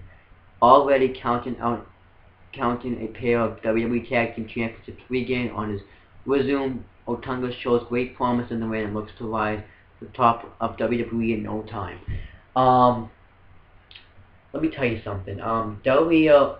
Otunga right now is just being squashed by Sheamus. All he does is a lawyer. He should just leave, because if he really is a lawyer, he can just go be a lawyer. He's never lost a case. He'll probably make a lot of money. So why are you going to stay with the WWE if you're going to make a lot of money as a lawyer? That's what I don't understand. Papa Shanko. Shanko was WWE's voodoo master who would use psychological warfare to throw opponents off their game. He made many enemies very quickly in WWE. As a result, his most famous rival was the Ultimate Warrior, who engaged in a series of heated battles against Shanko after WrestleMania. It's V111. I think that means 8. After WrestleMania 8. I think that's what that means. I don't know. I'm not good with Roman numerals, so excuse me. Rowdy Roddy Piper. Oh my gosh. Why did I get these codes? Piper has never been afraid of speaking his mind. Even today, long after his retirement from in-ring competition, this is in quotes, Rowdy One can still be found from time to time returning to WWE television to host Piper's Pit and take one today's top star in a war of words. It's actually true. Now we have Layla. What the fuck? Layla's flawless image was dealt a hard blow when she suffered a leg injury midway in 2011. Before being put on the injured list, however, she can put an end to the former friend Michelle McCool's WWE career. She put an end, actually. Layla is a former Divas champion and is bound to be in the title hunt again. She is kind of in the title hunt again. She did come back and win the title, so.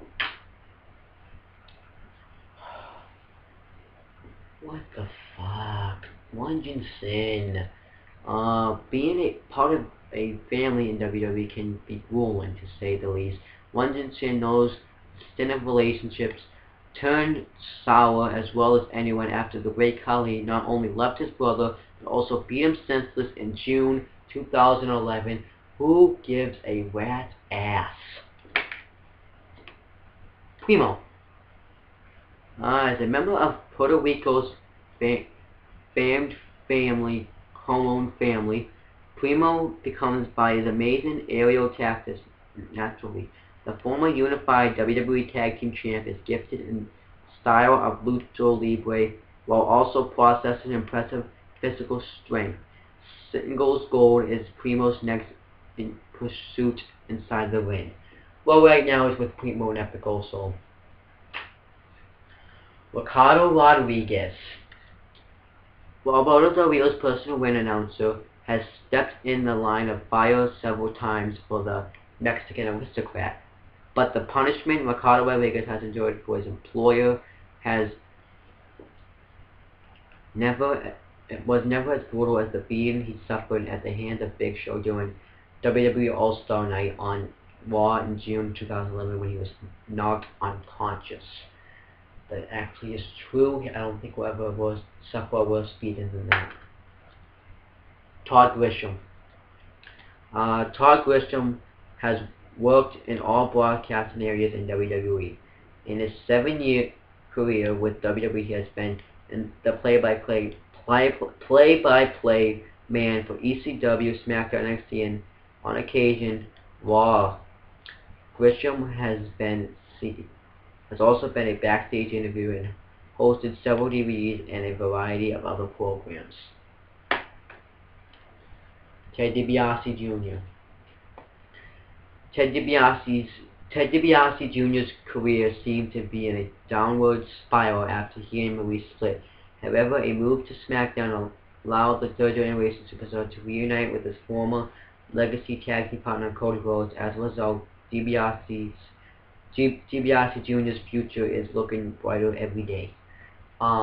He's not with Cody Rhodes anymore, so I don't really know about his career. Tyson Kidd, someone that should be pushed. While honing his craft on WWE superstars, Tyson Kidd spent time testing out various individuals as managers, including Michael Hayes and Matt Striker. The extra guidance certainly can't be of harm in the up-and-coming superstar who has, for the most of his WWE career, has been a gifted tag team competitor, and he's also a great singles competitor. This crowd doesn't realize it, neither does WWE.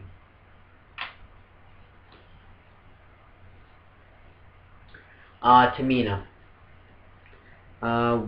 Once the manager of the Uso brothers and the girlfriend of Santina Marella, Tamina stepped out on her own after she was drafted to SmackDown in the 2011 WWE Draft Lottery. Since then, she has showed that she's an up-and-coming an up-and-comer in the Diva ranks and a threat to the Diva Championship. I don't even know if she's still around, so I can't really put any thought into that. Now we have Mark Henry. While Mark Henry was on Raw, he seemed satisfied to merely go into the ring on a weekly basis and show that he was indeed the strongest man in the world. Following the 2011 WWE Draft Lottery and his move to SmackDown, however, Henry refocused his efforts and is now pursuing the World Heavyweight Championship, and he is a former World Champion now, and it seems like every time he's on SmackDown he's healed, so. Now we got Kaitlyn. Kaitlyn won the Divas edition of NXT, perhaps to the I'm going to spell this word, Chagrin, of a pro Vicky Guerrero. To say the two didn't get along would be an understatement, and the relationship soured even more when Vicky's boyfriend Dolph Ziggler took a shine to the powerful prospect. I actually do remember that. That was hilarious. The Rock. I actually really worried about this. Fan had long begged for the return of the Great One, and finally The Rock came back to the WWE in 2011, acting as host of WrestleMania 27. The Rock served notice that while he had been gone, nothing had changed, and he was still the most electrifying man in all of entertainment. And he did face Cena at WrestleMania 28 and win. Darren Young. Millions of dollars, millions of dollars, millions of dollars. Darren Young, a one-time member of the Nexus, found himself back on NXT, which is in the Redemption edition of the competition show. After being a disappointment to CM Punk in Season 1, Young's second chance found him paired with Chavo Guerrero, who gladly took the prospect under his win. But the funny thing is, Chavo Guerrero quit on him, sort of, so yeah. This is not the last one. I wish it was. Josh Matthews. Well, most fans know Josh Matthews as the lead broadcast on SmackDown. Before he started behind the mic, Matthews was a contestant on the first season of WWE Tough Enough. I actually do know about that. Though he was runner-up on the men's side, Matthews did not give up on his WWE dream. It just happened that it would materialize behind the microphone, not the ring. I guess that's an insult. Alright, so now I'm going to do... Now I still have more. These are the ones that were at my dad's house. Those were just the ones that were at my mom's house. There's a lot more. Let's see. Now I got WWE. I got another WWE checklist. So, and this is a long list. John Cena, Finlay, Shad, Dean Malenko, Christian, Kane, Luke Gallows, The Miz, Gail Kim, Iron Sheik, Eli Cottonwood, High Chief Peter Maivia, Earthquake, Melina, Paul Bear, Rosa Mendes, Ricky the Dragon Steamboat, Darren Young, Road Warrior Animal, JTG, Evan Bourne, Jake the Snake Roberts, Edge, Beth Phoenix, Jey Uso, The Great Khali, Jimmy Superfly Snuka, Layla, Mark Henry, Arn Anderson, Jimmy Uso, Bushwhacker Luke, Jerry the Kid Lawler, Chris Masters, Bushwhacker Butch, Road Warrior Hawk, Big Show, Tamina, Hacksaw Jim Duncan, Cowboy Bob Orton, Percy Washington, Ted DiBiase Jr., Kurt Hawkins, Husky Harris, Tyler Rex, Mr. Perfect, also known as Kurt Hennig, Jillian, CM Punk, Vance Archer, Tiffany, Hillbilly Jim, David Otunga, Jack Swagger, Maurice, Triple H, Michelle McCool, Alex Riley, One Man Gang, Kofi Kingston, Zack Ryder, Doink the Clown, Sergeant Slaughter, Dusty Rhodes, Kelly Kelly, Theodore Long, Chris Jericho, Heath Slater, Natalia, Rocky Johnson, now, Caval, Eve, Bobby the Brain Heenan, Undertaker, Bam Bam Bigelow, Classy Freddie Blassie, MVP, Goldust, Chavo Guerrero, Brian Pillman, Luke Gallows, Drew McIntyre, Ranjin Singh, Papa Shanko, William Regal, Titus O'Neil, Trent Beretta, Nikki Bella, R-Truth, Vader, Skip Sheffield, also known as Ryback today, Tyson Kidd, Michael Tarver, John Morrison, Michael McGillicuddy, Coco Beware, John Morocco, Randy Orton, Harley Race, the British Bulldog, Sheamus, Justin Gabriel, Yoshitatsu, Ezekiel Jackson, Terry Funk, Mr. Wonderful, Paul Orndorff, David Holt Smith, Ravishing Rick Rude, Nikolai Volkov, Cody Rhodes, Hornswoggle, Primo, Santino Marella, Rey Mysterio. This is just a base, by the way. Wade Barrett, Dolph Ziggler, $1 Million Man, Ted DiBiase, Chief J. Strongbow, Vladimir Kozlov, Junkyard Dog, Vicky Guerrero, Roddy Piper, Kamala, Brie Bella, Kalen Croft. I don't know who Kalen Croft is. Alicia Fox. Okay, now this is the Platinum Performance. And this one isn't actually that long. Pat Patterson, Bobby the Brain Heenan, Chris Jericho, Randy Orton, Hacksaw Jim Duncan, Triple H, CM Punk, the British Bulldog, also known as Davey Boy Smith, Beth Phoenix, John Cena, Jimmy Superfly Snuka, Sheamus, Chris Jericho, Big Show, Rey Mysterio, the Hart Dynasty, which concludes of Tyson Kidd and David Holt Smith, Undertaker, $1 Million Man, Ted DiBiase, Vladimir Kozlov, Edge, John Morrison, Harley Race, MVP, Eve, and Ricky the Dragon Steamboat. Now we got the legendary superstars, and it's Evan Bourne, Jimmy Superfly Jimmy Snuka. I think they're on the same thing, but doesn't really matter. Dolph Ziggler, Mr. Wonderful Pawn. Oh, I get it. I think this is like guys they compare themselves to. So I guess Evan Bourne is compared to, is like Jimmy Superfly Snuka, and I guess Dolph Ziggler's like Mr. Wonderful Pawn Orndorff. Randy Orton's like Jake the Snake Roberts. Goldust like Papa Shanko. R-Truth's like Coco Beware. The Miz is like Michael Hayes. Mark Henry is like One Man Gang. Big Show's like Vader. William Regal's like Arn Anderson. I don't think this is really what it's really like. I think this is just, they couldn't really fit like all the squares, so they just did it this way. Big Show, Vader, William Regal, Arn Anderson, John Cena, Dusty Rhodes, Drew McIntyre, Ravishing Rick Rude, Edge, Brian Pillman, Chris Jericho, Roddy Piper, The Usos, Wild Samoans, Kane, Bam Bam Bigelow, Daniel Bryan, Dean Malenko, Sheamus, Iron Cheek, Triple H, Harley Race, Kurt Hawkins, Mr. Wonderful, Kurt Hennig, Ted DiBiase Jr., Tully, Blanchard, MVP, $1 Million Man, Ted DiBiase, Rey Mysterio, Ricky the Dragon Steamboat, CM Punk, Terry Funk, the Brothers of Destruction, which is Undertaker and Kane, Legion of Doom, Wade Barrett, and the British Bulldog, Davey Boy Smith. Now this is Platinum Autograph Cards. Kane, Ted DiBiase Jr., Kurt Hawkins, Tyler Vex, David Otunga, Maurice, Mr. McCool, Zack Ryder, Kelly, Theodore Long, Chris Jericho, Drew McIntyre, Trent Beretta, Wade Barrett, Dolph Ziggler, Kalen Croft, Alicia Fox. I hope I see Kalen Croft because I don't even know who that is. Now this is Platinum Autograph, and it's the RELIC codes. John Cena, Christian, The Miz, Evan Bourne, Edge, Big Show, CM Punk, Kofi Kingston, MVP, and Sheamus. Now this is the Platinum RELC codes. Oh, but these ones are not autographed. John Cena, Christian, The Miz, Edge, Big Show, CM Punk, Triple H, Kofi Kingston, MVP, R-Truth, Tyson Kidd, John Morrison, Randy Orton, Sheamus, and David Holt Smith.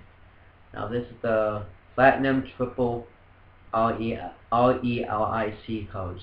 Triple H, John Cena, Edge, John Morrison, Kofi Kingston, The Miz, Evan Bourne, R-Truth, Christian, Cody Rhodes, Evan Bourne, MVP, Christian, Edge, Tyson Kidd, Sheamus, Rey Mysterio, Randy Orton, John Cena, Sheamus, John Morrison, Randy Orton, David Holt Smith, Santino Marella, Big Show, Edge, CM Punk, The Miz, Rey Mysterio.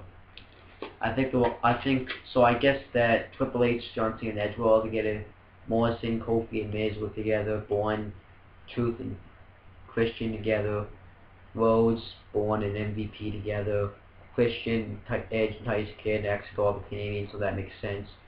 Sheamus, Mysterio, and Orton were all together. Cena, Sheamus, and Morrison were together. Orton, Smith, and Marella were together. Big Show, Edge, and Punk, Miz, and Ray. That's the way I'm going to guess how it went. Yeah, now the next one. This is Bushwhack of Butch, and it says, and this is Michael Cole's words, no team I'm gonna just read it. Spell it. I mean, Epitomized. What 1980s WWF was all about. Then the Bushwhackers, natives of New Zealand, Butch and his brother Luke, marched into the ring with arms waving while licking each other's foreheads. I think I get that now. WWE Hall of Fame announcer Mean Gene Okerlund was often the target of their hilarious antics. That just makes me laugh reading that. The Bushwhackers were one of the most entertaining tag teams ever. That's actually really funny. And I did get this Triple H card from SmackDown vs. Raw 2008, the worst WWE game I've ever played. I'm going to read it. WWE SmackDown vs. Raw 2008, Let's Players develop the WWE Superstars of today into the legendaries of tomorrow. The #1 wrestling franchise in the world delivers more depth and strategy with 8 superstars, fighting styles, a new struggle submission system, and an all-inclusive WWE 24/7 mode, and for the first time ever, ECW invaded with new superstars, arenas, weapons, and matches. It's time to live the life of superstar. How will you play? So it's kind of like an advertisement. And now it shows another champion code. It says, in one of the most shocking developments in WWE, CM Punk first joined and then became the unquestionable leader of Nexus. Despite having been a victim of the PAC's attacks in the past, Punk put the yellow and black armband on and soon engaged in power struggle against Wade Barrett. Eventually, Punk was able to punt Barrett out of the group and become the unquestioned leader of Raw's fiercest faction.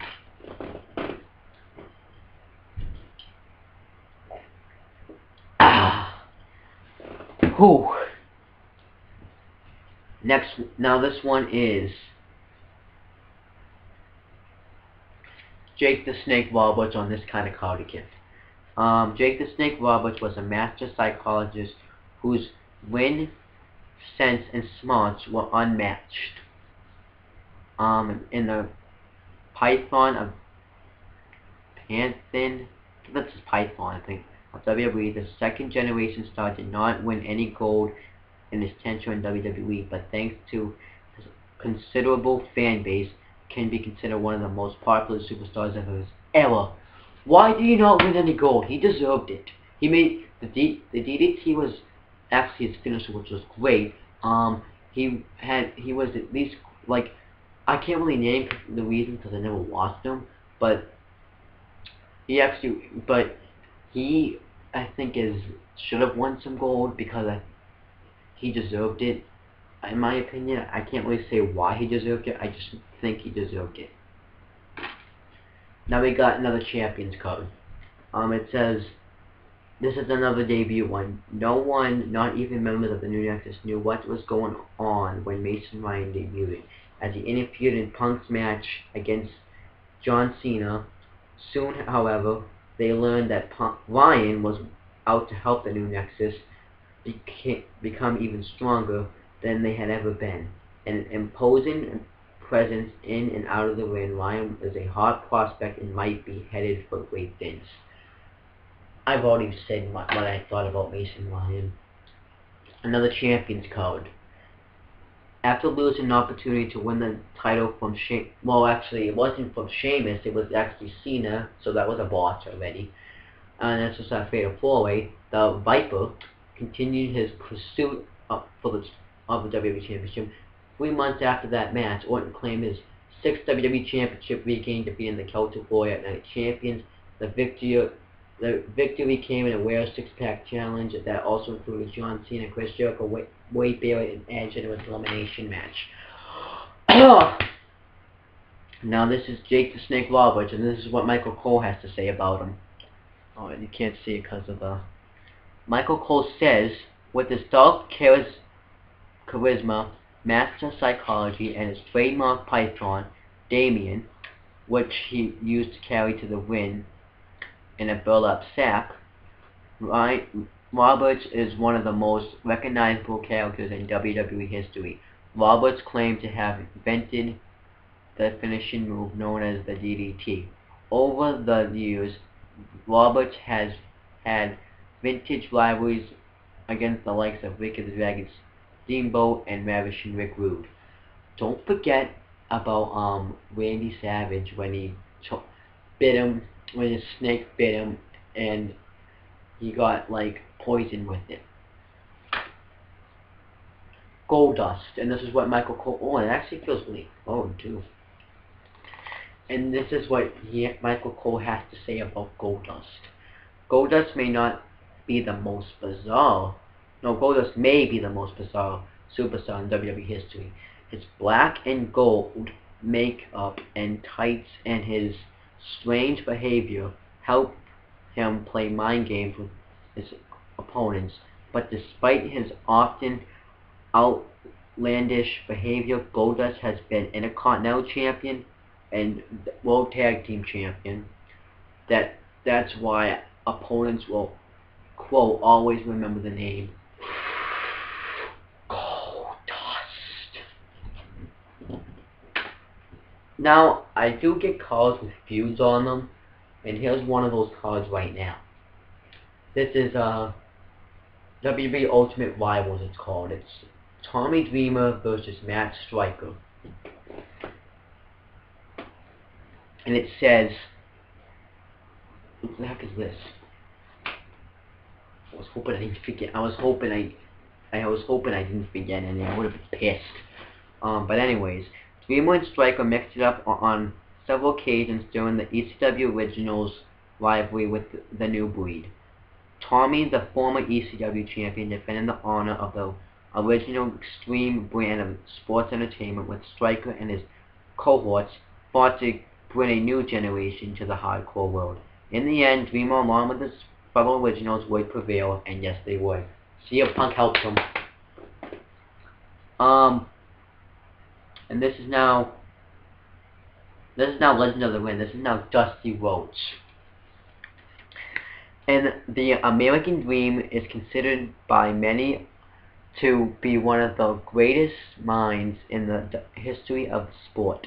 Younger fans will know Dusty best as being the father of Cody Rhodes and well, he's the half-father of Goldust. That's only half of Dusty's story, however. Dusty was a 3-time NWA champion and battled the likes of Ric Flair and superstar Billy Graham. I actually kind of knew that, because I've been reading it. Now we have another Champions card. Shortly after defeating Alicia Fox for the Divas Championship at SummerSlam, Melina became the latest victim of Layla Cool's wrath. The duo went after Melina much like they had previous champions, deriding at her at every turn. Eventually, Michelle McCool took on and defeated Melina in a Lumberjills match to unify the Divas and Women's Championships. It's true. This is another Champions card. Though John Cena seemed to be going into WrestleMania 27 with the momentum on his side, it was The Miz that came out on top. After the two fought to a double countout, The Rock came out and insisted the match be restarted with no disqualifications, no countouts, and no time limit. He then proceeded to give Cena the rock bottom, helping The Miz retain his WWE Championship. Let me tell you something. I'm going to tell you this now so I don't have to tell you this for my WrestleMania review. I was all ready. I was all purple. Cena was all purple at the time. I was like I said, I'm a John Cena mark. And I had all purple on. I had his purple hat, purple t-shirt. I think I even had his shorts on at the time. And I had sneakers. And I'm all ready to see Cena come out. I'm going to be like John Cena when he comes out in the red attire. I was like, are you serious? I didn't swear then, because I wasn't really brought up to it yet. I didn't have the hope to swear then. I know I have the hope to swear now.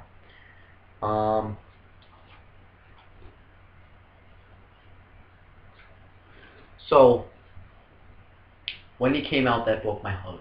I almost did not like John Cena. I was almost done with wrestling. I know that's overreacting, but it is what it is. But that's why I look at that match kind of as a negative now. That's probably why I didn't like that match that much. But when I go back and rewatch it for my WrestleMania reviews, we'll see. I've already read this one. Oh, but I have to show it to you. This is Jerry the King Lawler again. I think I've already read this one too. Yeah, this is Lucky Cannon. So yeah, now this is another Champions code. So Superfly hasn't been a stranger to the WWE over the last few years, but its appearance at the old school edition of Raw was a bit different than other instances. On this night, Snuka wailed the aisle with his daughter Tamina as she seconded the Usos. Jimmy and Tamina's appearances together was a memorable moment of the evening and was a marvel to see. It was so memorable. Why did I forget about it? Is it just because I forgot about it? But I didn't know. Was he supposed to be a heel too, or was it just because he was supporting his daughter? My foot's itchy, so hold on. Let me take this. Ow! Now we got John Cena. Just giving the leg drop to Randy Orton. And there's what Michael Cole has to say about John Cena. John Cena is the face of the WWE. No shit. WWE embodies everything. He embodies everything WWE is about. Yeah, I don't know about that. He is one of the hardest, most determined, steadfast performers in history. He is overweight in this guy. Cena, he lives by the motto, loves hustle, hold loyalty, respect, and that has helped him become a multiple-time world champion. No, because he's overpowered. He is also filmed and recorded star in support of the Make-A-Wish Foundation. That was, you overrated that guy. I want to read that to my friend, to Adam, and see what he says. Now this is what Michael Cole has to say about Melina. Actually interesting about this. So he says that Melina is one of the few women to have held both the women's and the Divas titles. That's actually true. He says that she will be remembered for one of the best entrances in history, because she had that leg split entrance, and actually, I'm not gonna disagree with that. And he said that she began as a fashion model, but has worked countless hours over the years to become one of the very best divas. As she said, I was made for this. That sounds wrong, but yeah. Now he's gonna say something about Triple H. And he's him holding the WWE Championship. Let's see how bad he overweights Triple H. He has a long one. Oh wait, this isn't anything saying about. This is actually most championship regains. This is actually platinum performances. So let's see what it says. It says many superstars have it says ETCHED. Their name.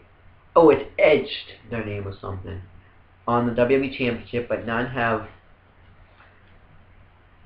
done it more times than the game. Triple H has outfought, outwitted, and simply outclassed his foes since the first title victory in August 1999. Since then, Triple H has either held the WWE title or been a serious contender for it on a consistent basis, taking on and overcoming all opponents and cementing an incredible legacy, and he will go into the Hall of Fame this year. Now we have the diva that goes heel, face, heel, face, heel, face. Oh wait, no, this is Alex Riley. Sorry about Alex. I thought you were Alicia Fox. So Alex Riley was described by many as the Miz's lackey for months before he can take no more of his former NXT trainer's abuse and lashed out against the former WWE champion, now on his own A-Rise quest to gain WWE gold, and there is a distinct possibility he will achieve this goal soon. I hope so. I really do like Alex Riley. Now we have Champions for Kane again. And I'm actually just going to tell you what this was. I'll read it. After winning a shot at a World Championship at Money in the Bank, the Big Red Monster wasted little time to cash in his prize. In fact, it was just minutes as he took the title later that night from Rey Mysterio. It was the first time that Kane won the World Championship, as he held the WWE and ECW previously. It was also the first time that the Money in the Bank winner cashed in the Money in the Bank briefcase that night, but they don't mention that. Nope. Yoshitatsu again. I think it's going to say the same thing. Yep. This one is Bam Bam Bigelow. This is what Michael Cole has to say about him. A 6'3" and nearly 400 pounds, Bam Bam Bigelow was one of the most agile big men in WWE history. The former ECW champion had a bald head adorned with a flame tattoo, which gave him one of the sports entertainment's most unique looks.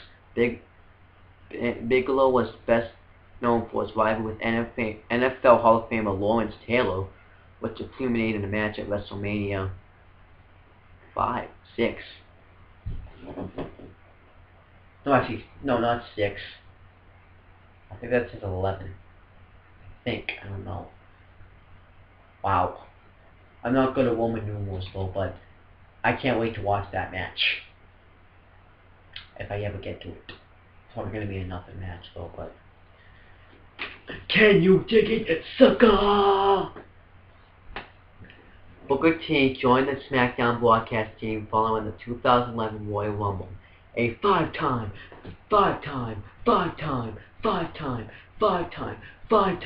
WCW champion. However, former World Heavyweight champion and arguably the greatest tag team competitor of all time, Booker's ranked as one of the most decorated superstars ever. That actually got me back into YouTube now. Well, not YouTube, but this video. I think we have Terry Funk, and I think it says, yeah, this one says the same thing. And we got William Regal, one of the most underrated wrestlers probably ever. William Regal will forever be known as one of the WWE's most hard-hitting competitors, with or without his famed brass knuckles. Regal piled his trades on the streets of Blackpool, England, and came to North America as part of WCW. His career was featured several title regains, as well as winning the King of the Ring tournament in 2008. He would have been a WWE champion if he didn't do steroids, by the way. Let's see. I think I read this one. I don't know if it was Hawk. Yeah, Hawk. This is Hawk. I already read about Hawk.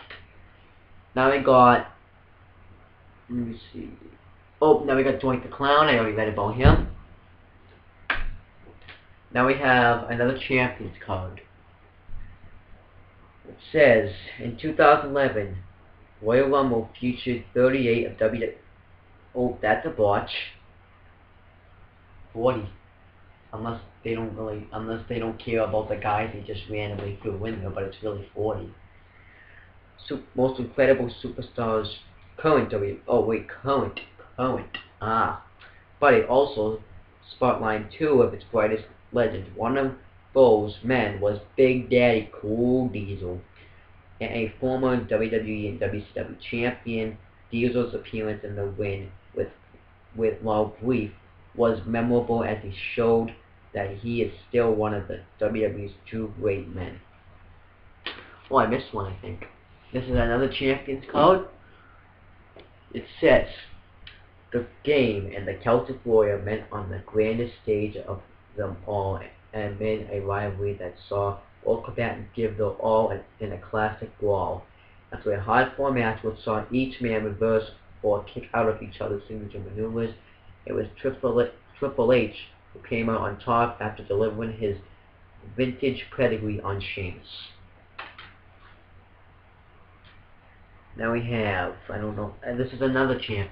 This is actually another champion's code. It seemed inevitable that the Hart Dynasty would one day ascend to the top tag team ladder.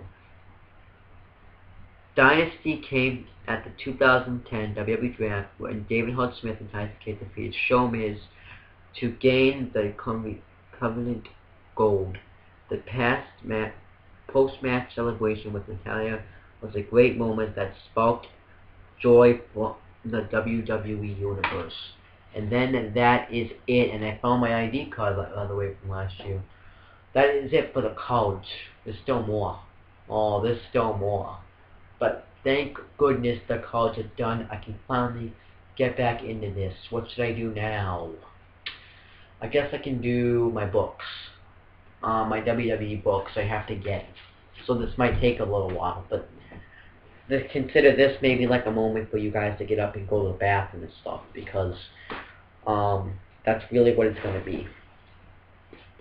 I think I did show you this in this, but I'm just going to show you that now. Let's see, we got this. Something, that's another, oh, this book right here. Why can I do this?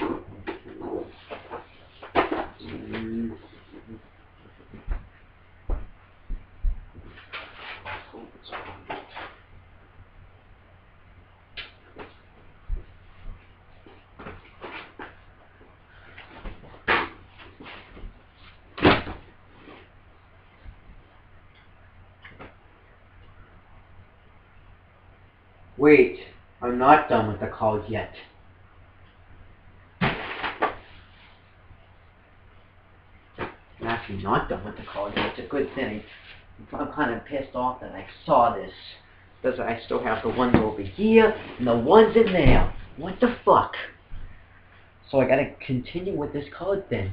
So yeah, I will do my books after. So now this one is JTG. And Michael Cole said about JTG, and this is gonna probably be way overweight in JTG, that he is all about the bling bling. Formerly a member of the tag team 5-Time, JTG went his separate ways after being attacked by his long-time friend Shad Gaspard. Now it's a quest for individual gold for his slick, crafty, and streetwise style. Overweight in this guy. He is a hard-nosed and talented, oh my gosh, as anyone in WWE. But JTG is all about Brooklyn, yeah. Oh my gosh. No, JTG, no.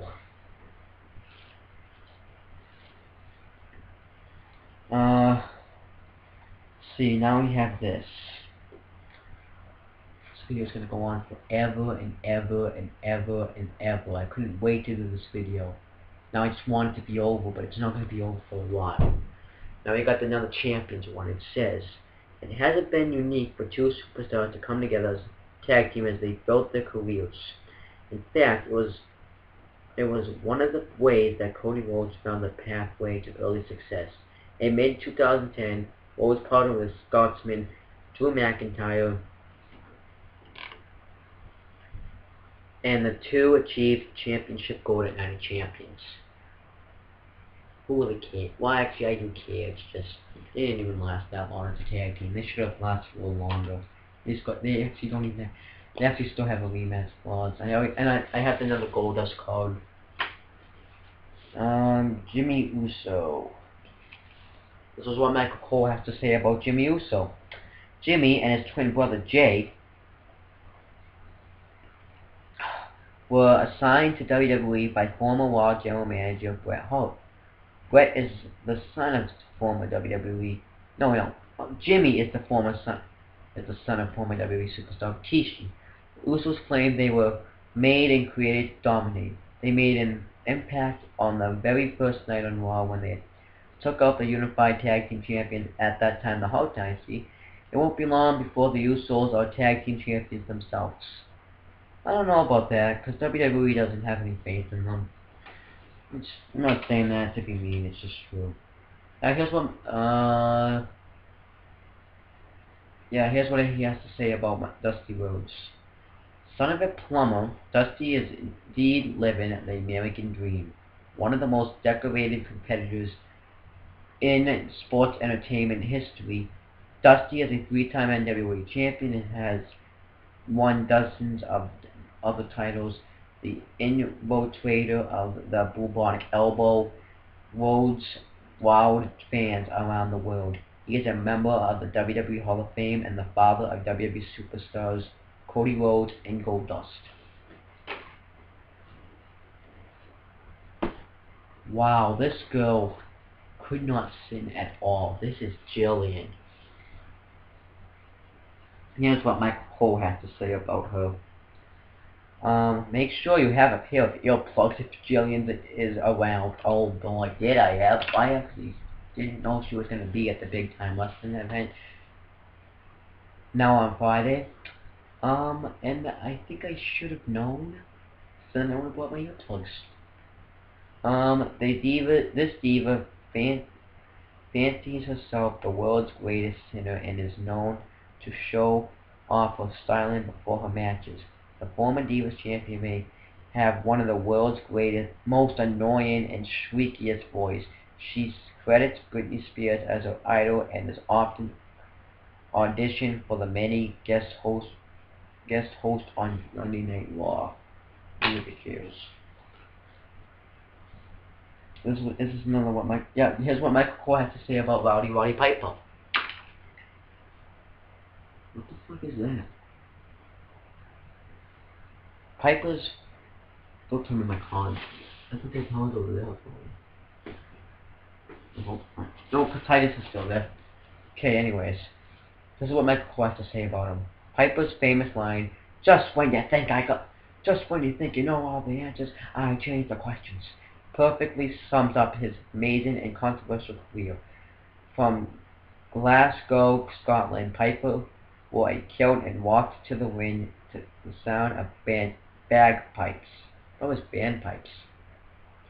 His rivalries with Jimmy Superfly Snuka and Hulk Hogan were among the best in sports entertainment history. He is a member of the WWE Hall of Fame. Yes, he is.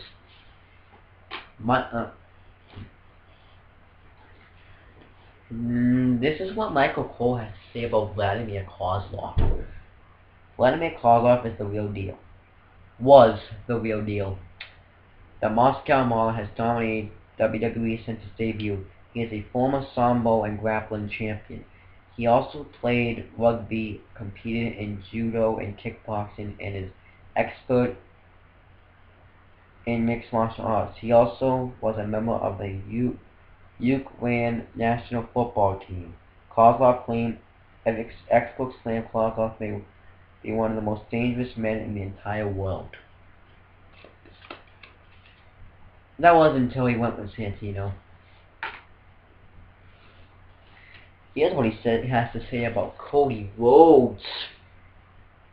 Cody Rhodes may have the most natural talent in WWE, but his smug attitude and narcissism leaves something to be desired. Rhodes is a former tag team champion and once part of the Fear Group legacy. He is a second-generation superstar that's the son of WWE Hall of Famer, the American Dream, Dusty Rhodes. With his awesome finishing maneuver, Crossroads, Cody Rhodes will soon be on top of WWE. Yes, he will.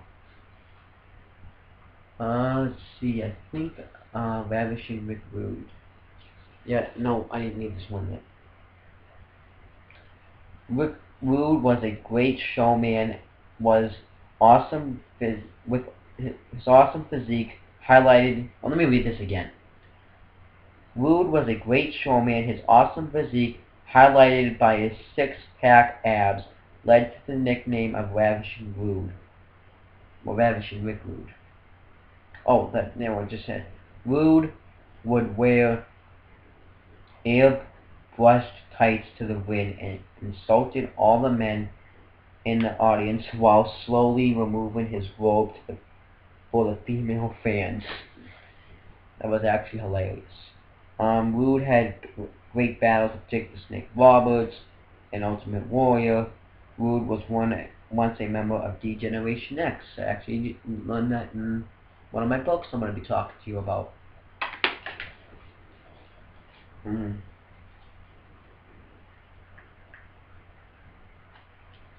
So now, this is just legendary superstars now. So I guess there's one on the back. I guess these are like double-sided. So, I'm gonna show you the Usos first, because they were the ones that were popped up. So I guess there's gonna be like a legendary. So there's gonna be some that I have to do twice.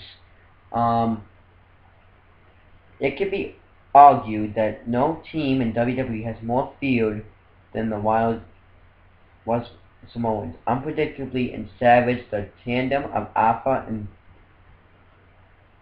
Saka dominated the tag team ranks, ranking in gold and starting a Samoan family tradition that lived on to this day. They didn't even talk about the Usos. I guess I talked about I think it was their uncles or something now, but I guess they couldn't find them, so they just put the Usos on there as pictures. But oh well, what are you gonna do, right? Oh, I see. Oh wait, see, this is confusing. I just read the Wild Samoans. Now I'll read the Usos. Much like Wild Samoans, the Usos bring an unbridled fierceness to the WWE ring. Young and powerful, Jimmy and Jay are continuing the great Wild Samoans legacy of sports entertainment. The father is a former WWE superstar, Rikishi. I'm sorry if I'm repeating myself, but I kind of want to read these. I still got a bunch more to go. Okay, now this is Harley Race. This is now one-sided. This is what Michael Cole has to say about him. Handsome. Harley Race is one of the greatest champions of all time. Race won the NWA Championship 7 times. That was 8. And was the first ever United States champion. Maybe that's what they mean by 8. He defended the gold against the very best in the game. His matches against Dory Funk Jr., Dusty Rhodes, and Ric Flair are considered timeless classics. Ken Harley won the 1986 King of the Ring and is now a member of the Hall of Fame. Okay. This is another double-sided one. So now this is Chris Jericho. Okay, but this one is on the front. I don't get this. Chris Jericho has always been considered one of WWE's biggest talkers. The loudmouth, egoist, generally enrages his opponents before his matches, often throwing them off their game before their bouts begin. Now this is Piper. Roddy Piper was best known for getting on his opponent's nerves, either during Piper's pit segments or simply on the microphone before a match. His sharp bulbs provided some of WWE's signature moments in his WWE career. That's actually true. So yeah, I really do. I actually should be putting these back in a bag, by the way. I'm actually gonna put them in there when I'm done. This is another what Michael Cole has to say about this. This is now Terry Funk. This is the last of this bag. Funk is the innovator of hardcore. His style influenced many performers of today, including Mick Foley. In fact, Funk as Chainsaw Charlie and Foley as Cactus Jack would win the World Tag Team titles. They defeated the New Age Outlaws at WrestleMania 14. The former NWA champion is also a member of the WWE Hall of Fame with his brother Dory Funk Jr. And I didn't show you his picture. Now this is Kelly Kelly, and this is what Michael Cole has to say about Kelly Kelly. She said that she's one of the most beautiful women in the world. I beg to differ, because I know someone more beautiful, but I'm not going to say it right now. The former gymnast and model now has her sights set on gold in the WWE Women's Division. Kelly often credits her background in cheerleading as helped her become one of the most beautiful, most charismatic divas. Look out, Jerry Looking Lawler. Kelly wants to be a broadcast journalist when her career is over. That's actually pretty interesting, but her career is over, so I guess she's a broadcast journalist now. Now I have the last pack. Then I can get some of those books. Hopefully. I think I'll just take them out like this. Hopefully I have them all, so I did hear some fall, I think. Now we have Titus O'Neil. Here's what Michael Cole has to say about Titus O'Neil. This is an awesome physical specimen. He stands 6'4" and weighs nearly 247 pounds. O'Neil was a star of the University of football team and went on to play in the Arena Football League. He was Florida's student body vice president. O'Neil bursting on the scene as part of NXT Season 2. Titus once told me he was born to entertain and will work hard to achieve that goal. Just let it fall.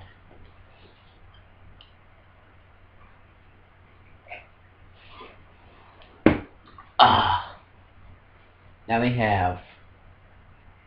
actually, I think this one's kind of cool. There's another Champions card. It's Terry Funk. This is pretty cool.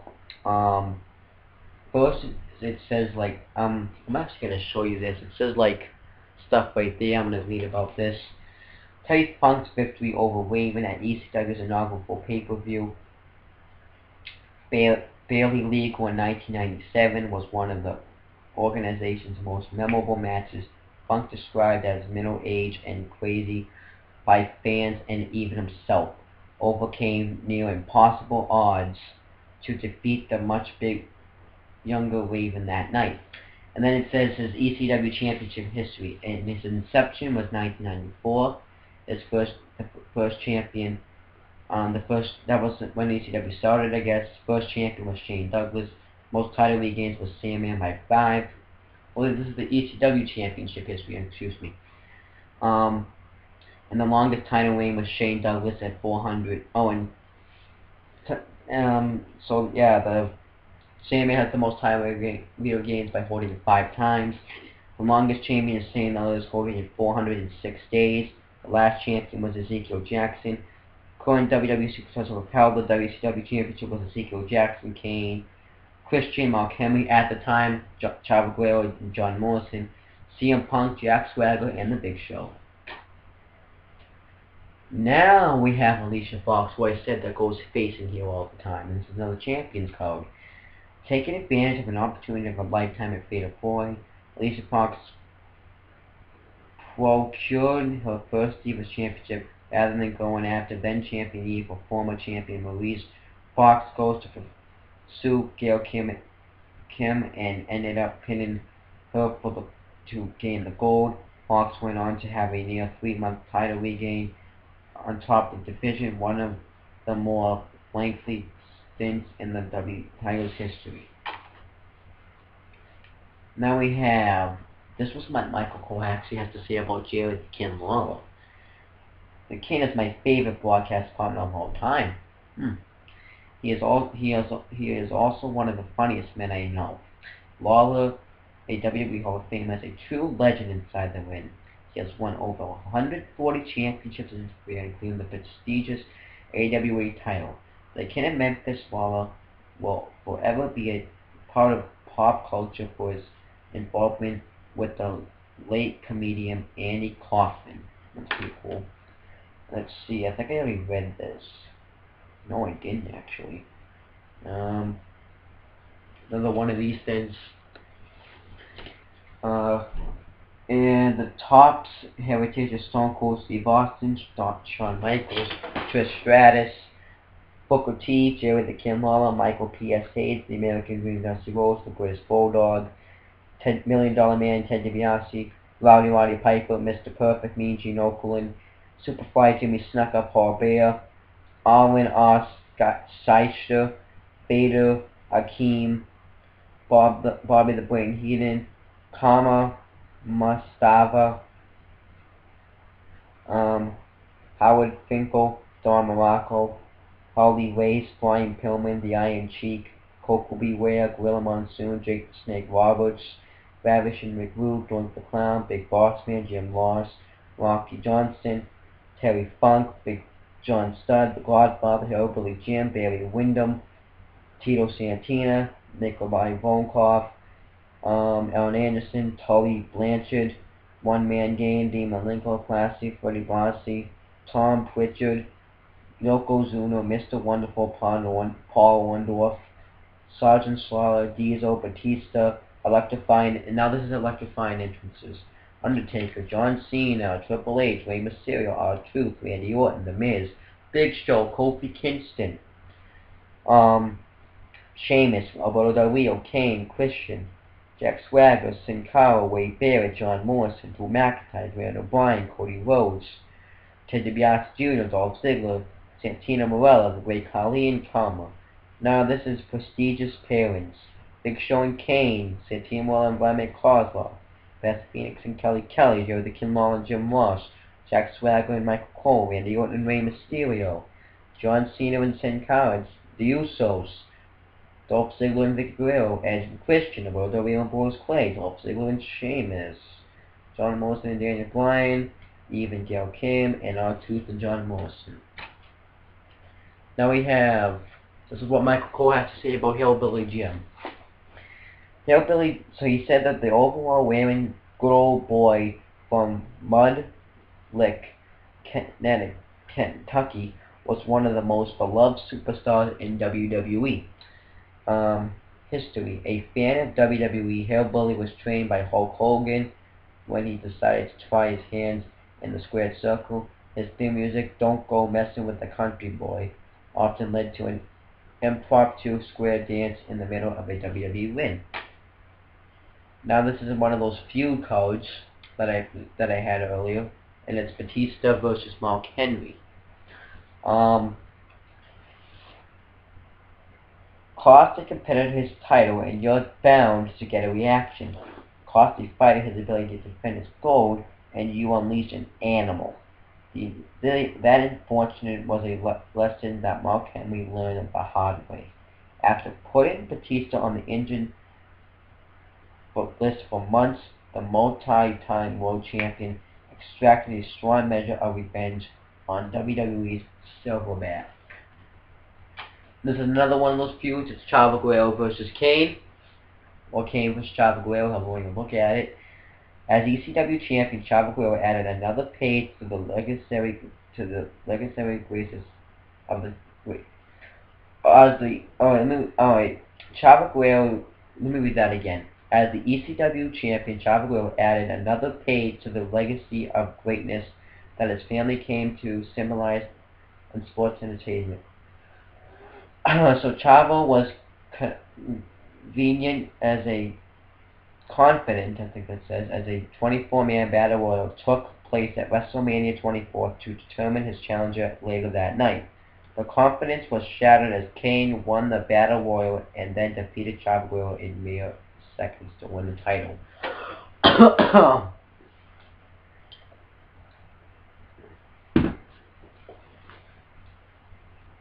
Now this is what Michael Cole has to say about Alicia Fox. This Ponte Verda, Florida native, is as wicked as they come. Alicia Fox has no problems using her good looks to manipulate her way to top WWE. Just ask poor Zack Ryder. This diva loves to be in control, total control, as he's been known to throw a temper tantrum when things don't go her way. Kel Cam once said Alicia is the most vindictive person she has ever known. And now this is another one, and I've already read this one, so I don't have to read this one again. Oh, this one actually is something. Let's see what this is. What is this? I actually didn't even know I had this. Oh, this is the Poker Chips game.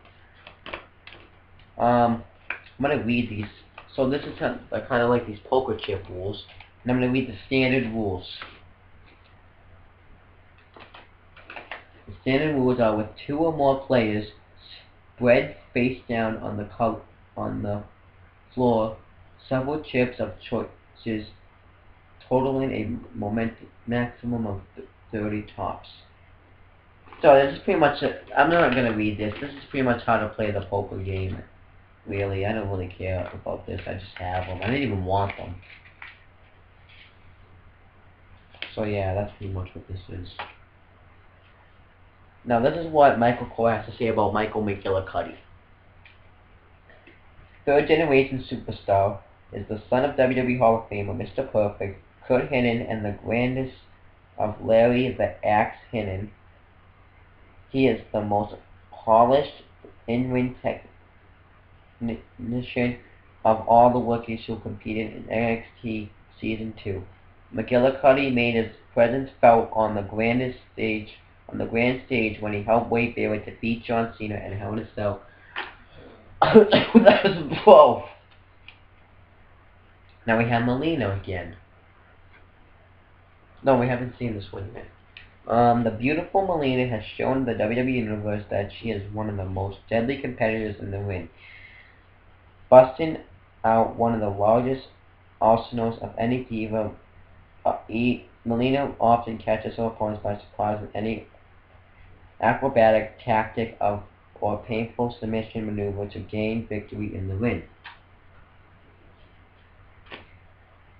Now this is Animal. I haven't done his yet at all.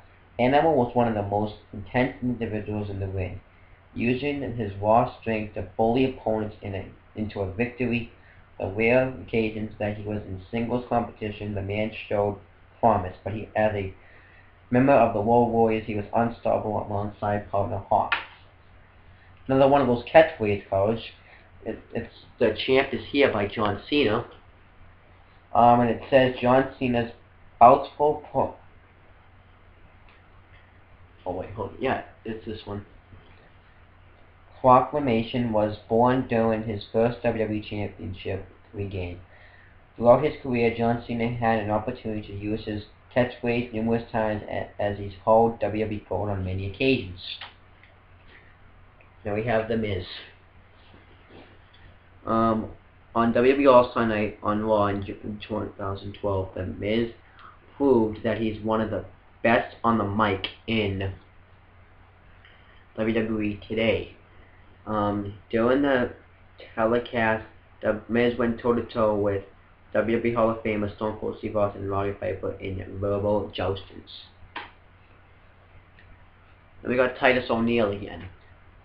After being the first eliminated prospect during the second season of NXT, Titus O'Neil was given a second chance at WWE Stardom during the redemption season of the competition, paired with Hornswoggle. The former Arena Football League pro fared a bit better this time around. I've already done Josh Matthews. I think I've already done Ray. Yeah. This was what Michael Cole had, and now I get to find out who Kaylen Croft is. So Kaylen Croft was one half of the exciting new tag team, the Doothbusters.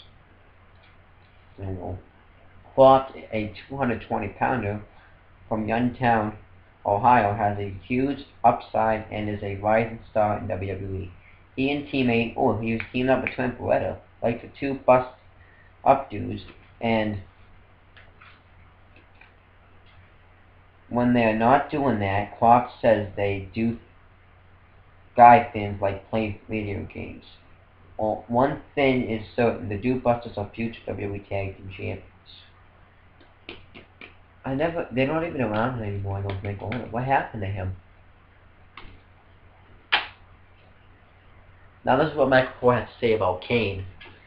Is that the Big Red Monster is one of WWE's all-time greats. The multiple-time world champion and 9-time tag team champion, he made a career out of torturing, injuring, and brutalizing his opponents. His unhinged mental state has helped Kane set many records in WWE. Among them, most men were ever eliminated in a Royal Rumble match. He is also the half-brother of Undertaker. Now we have Kofi Kingston. Kofi Kingston has established himself as one of WWE's greatest high flyers. In his short career, Kofi Kingston has claimed the United States Championship and the Continental and World Tag Team titles. With his impressive skills set, many feel that it's inevitable that he will capture a World Championship soon. I hope so. Alicia Fox again.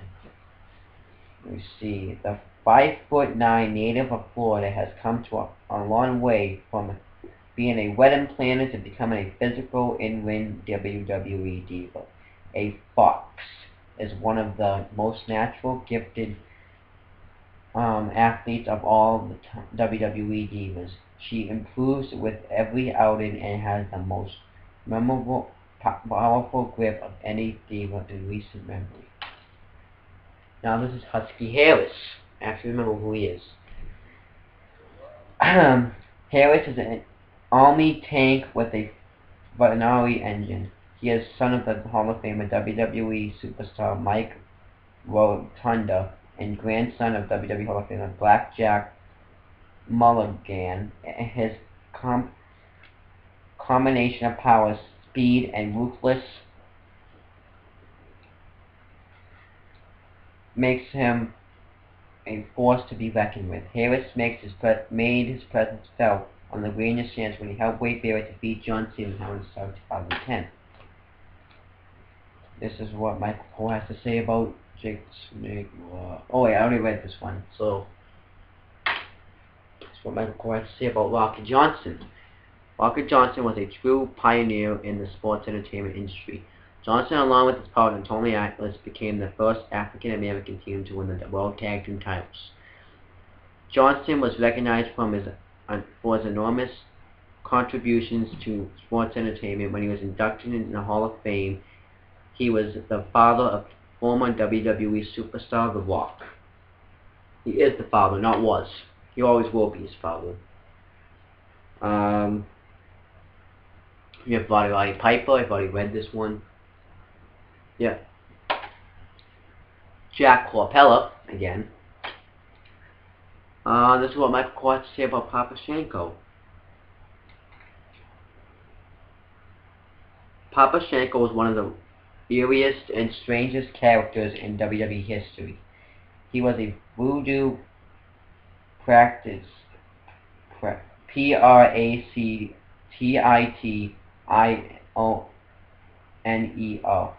with a face painted white and lips and eyes outlined in black ink. Papa Shango earned a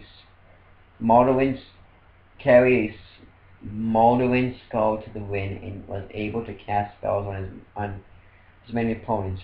Shango was thrust in the spotlight during the Hulk Hogan Sid match at WrestleMania 8. This is another champion code. Daniel Bryan has held titles all around the world. His technical mastery and vast area of moves inside the ring are fast becoming the stuff of legend. After coming to WWE in 2010, he won the United States Championship within months and is potentially looking to imitate this.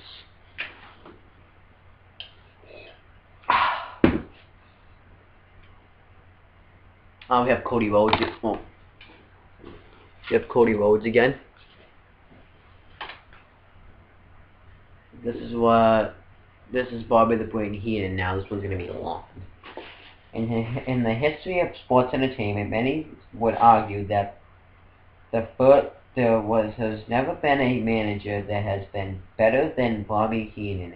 A former competitor himself, Heenan's track record of leading his men to championships is unparalleled. I finally got it right. Among the noteworthy champs in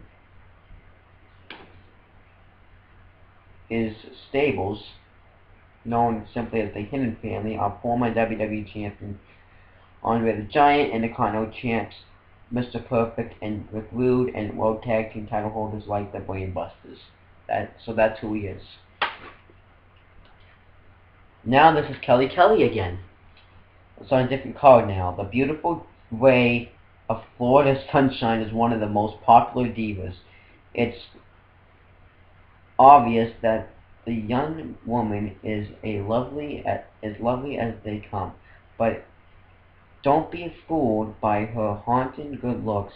Kelly Kelly can compete and work diligently on the mat to improve her skills. Kelly Kelly has a leg up, so to speak, in becoming one of the WWE's most successful divas ever. She's released though, so now the rest of them are going to be, most of them now are going to be feud cards now. So now this is Arn Anderson versus Ric Flair. Rick and Arn are close as brothers when they were members of. Well, Rick and Arn were as close as brothers when they were members of the Four Horsemen. But as the two fought alongside each other, fans wondered what would happen if they ever were on opposite sides of the ring. The answer would come in 1995 when Flair and Anderson would square off at Fall Brawl after weeks of infighting between the Stud Stable members. Now this is Rey Mysterio versus MVP. As Montel Vontavious Protopile grew on SmackDown, veterans in the locker room began to take notice. Among those, Rey Mysterio, who did not take kindly to the U.S. champion's cocky attitude, especially after he put Matt Hardy on the show. Rey and MVP had several verbal encounters in mid-2007 and mixed it up in the ring on several occasions as well. This is now another Champions one. This is Sergeant Slaughter. After Del Rio ran his mouth of being the old school edition. During the old school edition of Raw, insulting America and London who didn't join him for his entrance, Sergeant Slaughter had heard enough and approached the ring, calling Del Rio a puke slime and a maggot. Slaughter demanded a match, which he promptly got. Despite putting Del Rio in a clover clutch twice, Slaughter didn't outlast his younger opponent. That's true. Now, this is the last card, thank goodness. This is now Bam Bam Bigelow versus One Man Gang. Let me show it to you.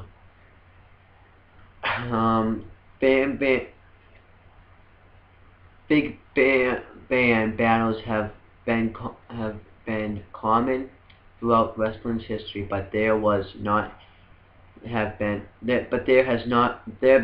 been any that have caught the attention of fans like One Man Gang and Bam Bam Bigelow Wars, which showcased incredible moves for men of their size.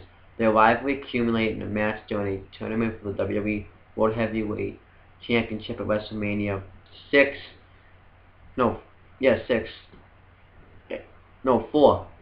A bout that was won by the Game.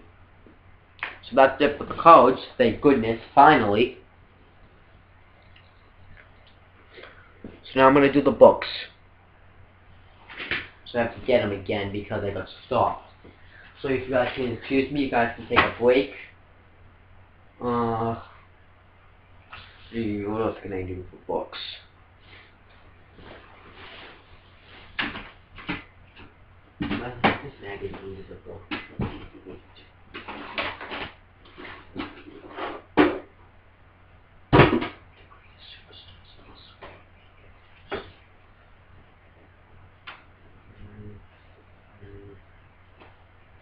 love the books. Yeah.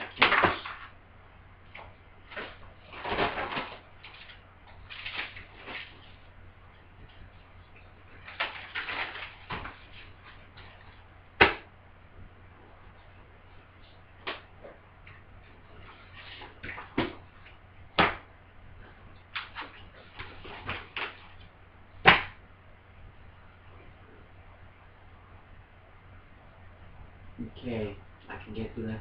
I'm coming back with the books now.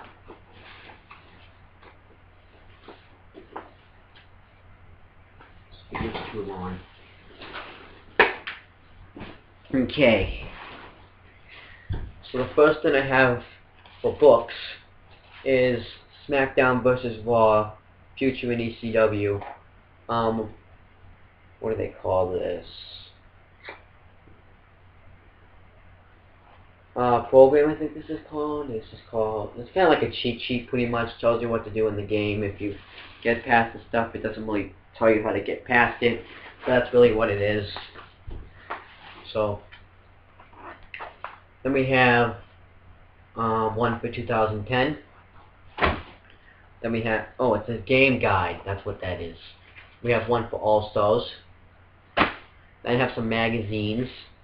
Actually, I forgot a book. Hold on.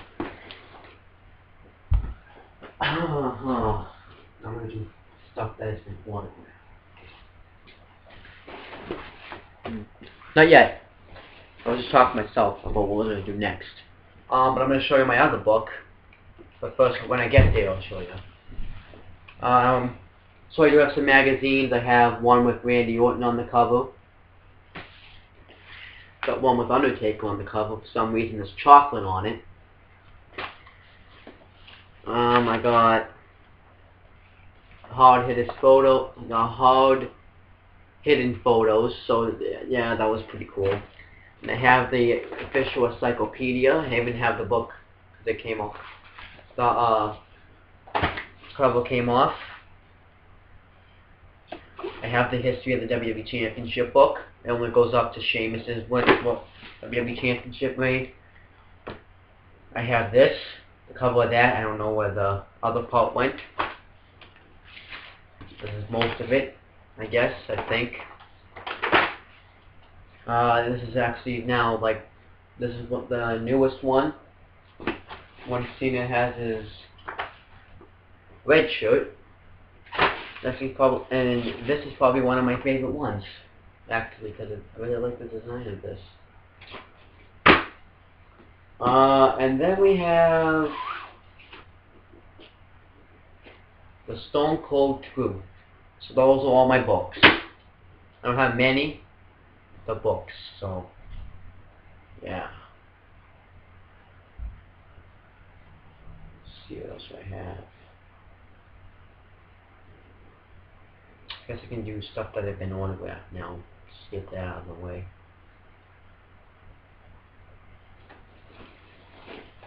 You get those.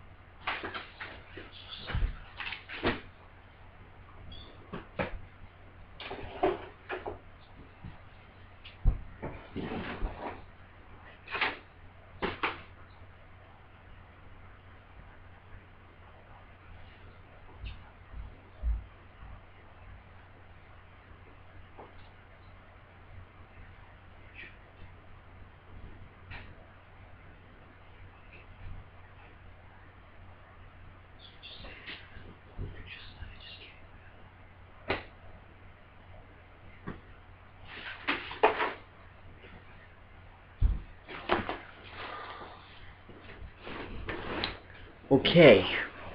Now I'm gonna get to my stuff that I've been autographed. First thing that I have, well, this isn't in order. So, yeah. First thing is John Cena.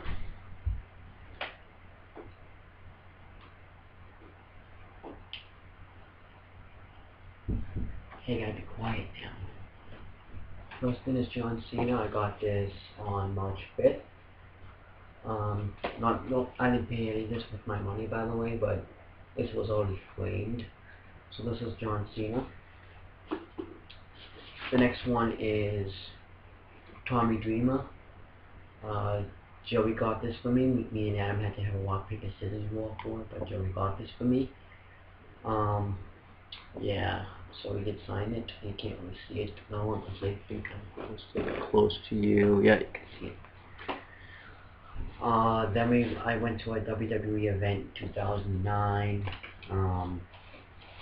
And this, I didn't actually meet Jeff Hardy, but I do have his autograph. So I do have his autograph that I didn't actually meet. And I have an autograph from this guy. I feel bad, I don't know who he is. Got Matt Hardy. Met him in this summer. It's the only one that knew how to spell my name. Diamond Dallas Page. Finley. Same thing with the Tommy Dreamer. I met Tito Santana this summer. CM Punk. Got that was on the same day John Cena. First Top Rope Promotions I went to, I went with Vinny. I got Vinny's autograph. And I guess it was at a haunted house. And I think I met like these wrestlers that are nothing really. So I have this guy. I don't know their names. I feel bad. Then I met Nunzio. Then I have this guy. Then this guy. Then I have the Devil's Reject, who also works for Top Rope Promotions, and then I have Jimmy Holt's autograph. So that's all my autographs. Oh, actually, no, it's some of my autographs. Where's my WWE? Oh, and I have my Mick Foley picture, but I can't find it. WWE program. I do have some autographs in here. This isn't one of them. I have John Cena's dad's autograph on a ticket because it's him in a book. I do have others. Let me find out. Let's see, where are the others?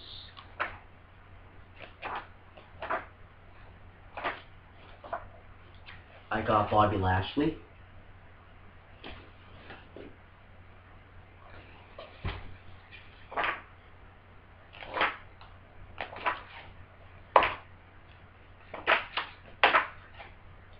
See, where is he?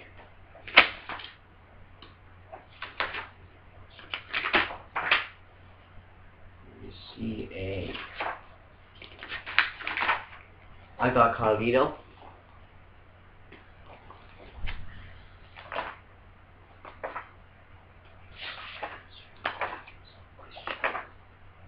Let me see, there's somebody else I have. I don't think I'm going to see him for a little while.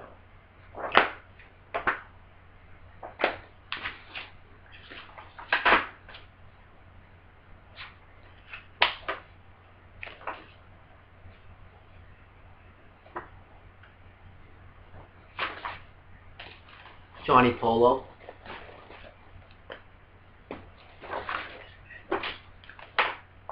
Which is Raven, by the way. I do have Ravens in here somewhere.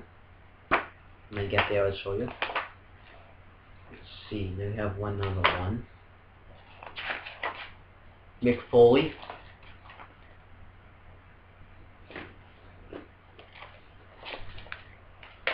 Then we have, and I did ask them some questions. If you want to know what questions I asked them, just comment. If you guys even drop this on the video.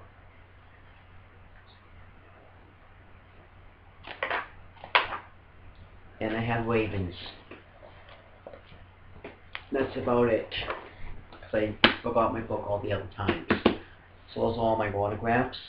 Now I'm going to show you a picture I have that And I do have another picture that's not autographed, and hopefully I can get this autographed.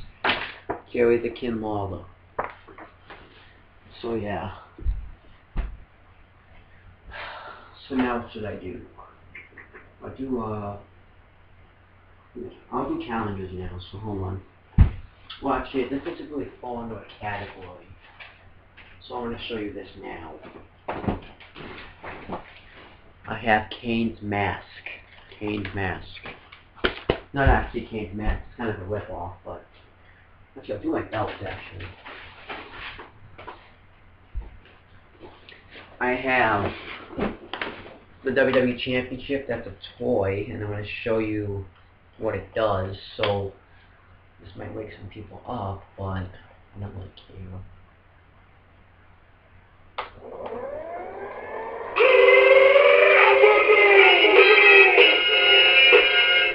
I want to show you what it is.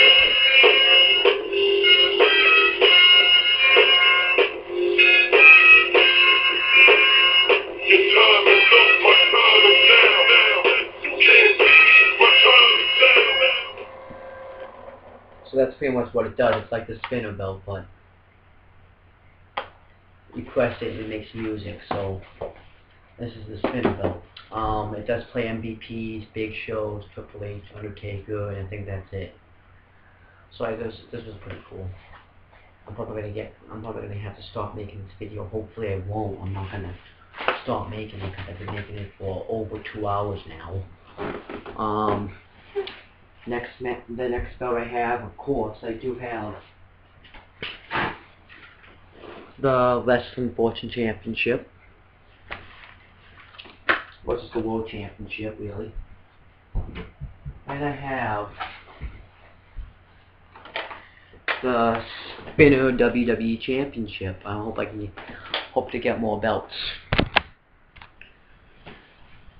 I'll do t-shirts now. Oh, I have to actually get some stuff out of here to do t-shirts. So I'll show you my t-shirts from this bag first. Some of these t-shirts are from, I don't think I have the Jeff Hardy t-shirt that I have, so yeah, that's, but I have the Mr. Kennedy t-shirt.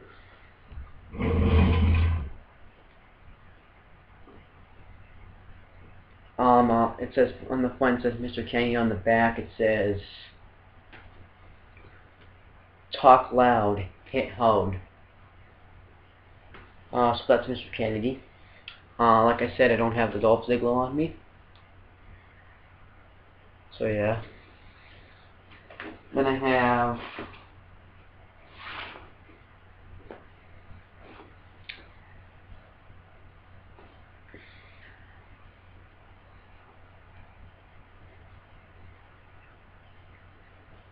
WWE Superstars. It has Rey Mysterio, Randy Orton. That actually might be the first one that doesn't have Cena on it today. And Undertaker. It's pretty cool. Then I do have, I think this is one of the first WWE t-shirts I ever got. So this is, I'm always going to keep this. I have the Undertaker t-shirt.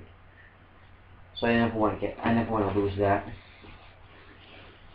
Then I have, of course, yes, the Daniel Bryan t-shirt.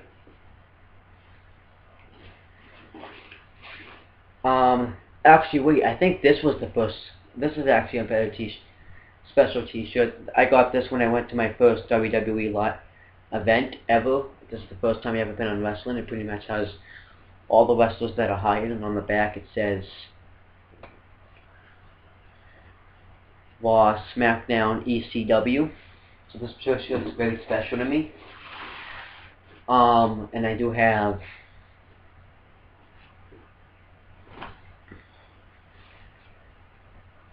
hold on, where's the arms?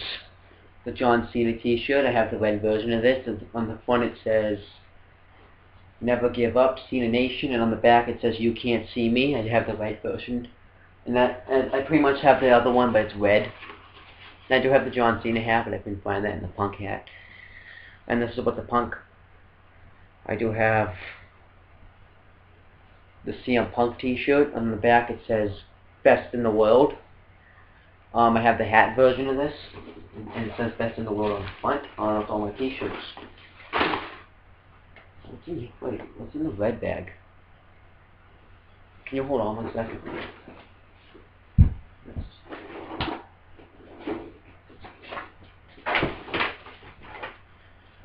Okay, so next is going to be, I have still more t-shirts after that show.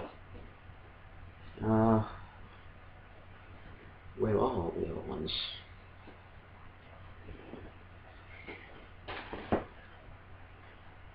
Have the Little Jimmy t-shirt. It says Little Jimmy says, "You're gonna get got." Let me find other. Where's the other ones? Oh, actually, I do have more over here too.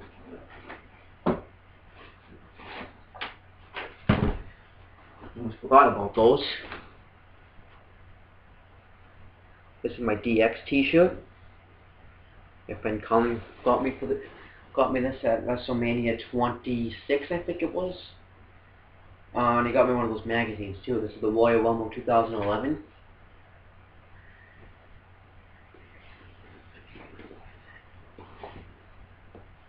This is a t-shirt that's just random. So yeah. I do have another one of these with MVP on it, but I can't find it, I guess. Let's see, we have this one. Another John Cena t-shirt. It says Hustle, Loyalty, Respect. And I don't know where I put the other t-shirts though. Oh, here they are. It's the first one. Got the Rock and Cena WrestleMania t-shirt. Let's see, where's the others?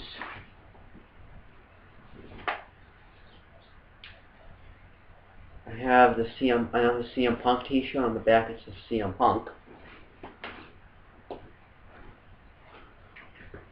Alright, so I think that's it for t-shirts for now. Let's see, I have another thing new. I'll do calendars now.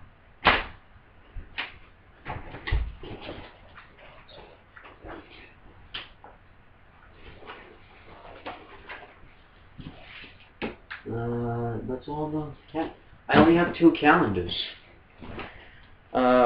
This one, my friend, which I said earlier, Nick Miller, one of my YouTube subscribers, gave me this. And this one, I think I got this for Christmas. Where the hell is the cover? Is that the cover? It's a shitty cover. Shitty cover. Yeah, this is all my I only have 2 calendars, so that was quick. So now I'll do, let's see, I've done calendars, I did, oh actually I missed a book, by the way. I actually got this book last night. This is going to be a Christmas present, so I got this book, I missed that book, so I was able to show that to you now. Let's see, I'm missing something. I'll do this, well actually I missed one of the tires actually too. I have John Cena pajamas. I don't know where the pants went, but I do still have the shirt. I might just throw the shirt away if I can't find the pants. There's gotta be something else I can do. I do have the cover to the room deck.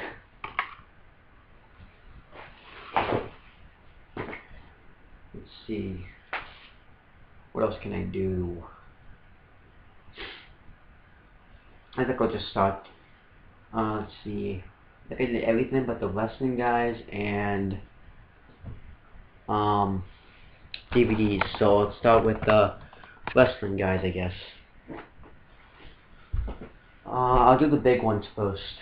Like I said, I don't have few, and I should tell you right now that most of them got smashed because hold on, because I was bored one day. Me and my friend Adam wanted to go smash him, so we just went and smashed him. And I'm missing the Devil's Reject too, so here's one of my wrestling guys. This is the Boogeyman. I did show him on CM Brothers before because I was being a retard. Then we have the Undertaker.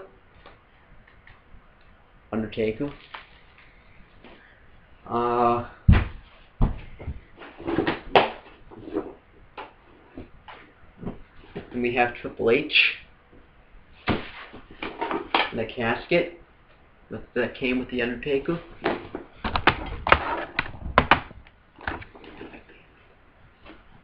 Let's see, we have this mini Triple H. Oh, that is very eerie.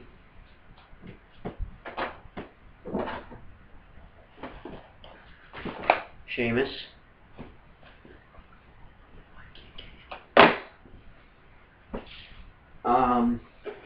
Chris went to TNA before I liked TNA, and then she got Jeff Jarrett.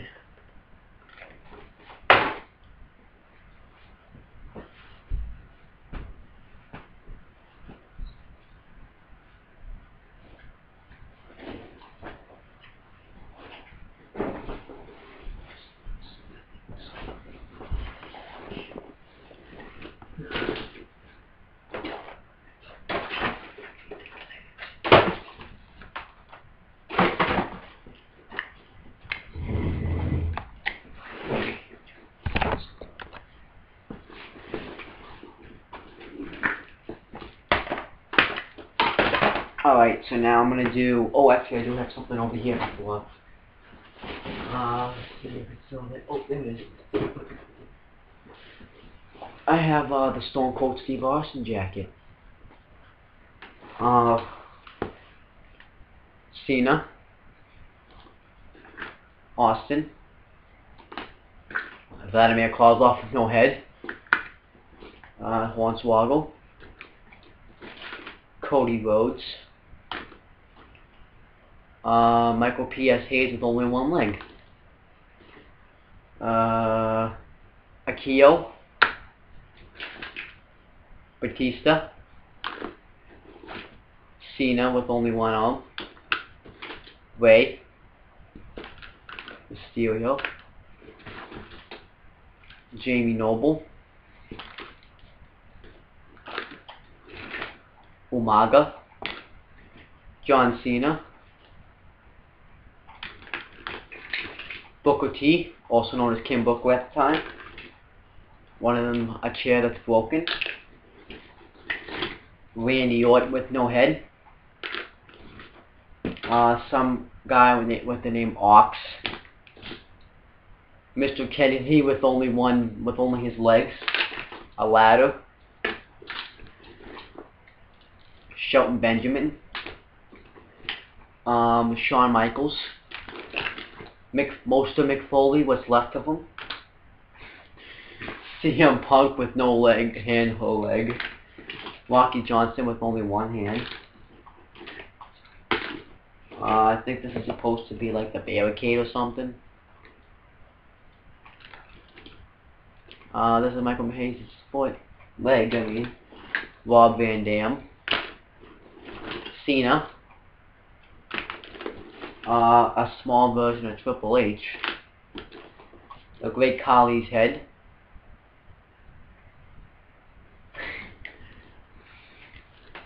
Where'd his head go? The Great Khali without his head. Edge without a head, an arm, and a leg. Colin Delaney.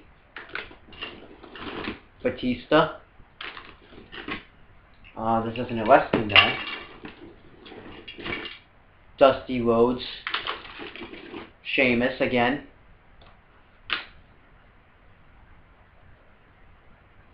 What the fuck is this? Triple H. Arn Anderson. Kane. Oh, this is actually pretty cool. What's it? Oh, this is just a UNH thing. Chris Masters. Miz.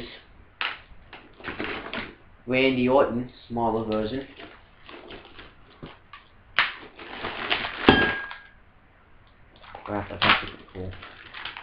clean it up when I make it.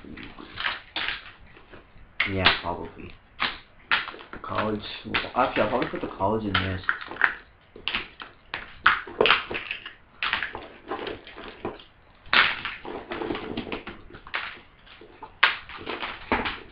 Miz without a head. Ric Flair without arms. Some guys fell back in. Somebody without bodies. I don't know who this is. Triple H. I think this is supposed to be Triple H, because we took my crayon piggy bank and smashed him. Deuce with no arm. Triple H. Blue Ray Mysterio. Kenny Dykstra. Triple H's foot. Funaki foot. Mick Foley's arm. Shawn Michaels. This is supposed to be Owen the Birdman Finch. Mr. Kennedy without his legs. The World Heavyweight Championship. So technically that is a toy. Vince McMahon. The Miz's head. Edge. Funaki without his foot. Triple H. Funaki's hand. And CM Punk's foot.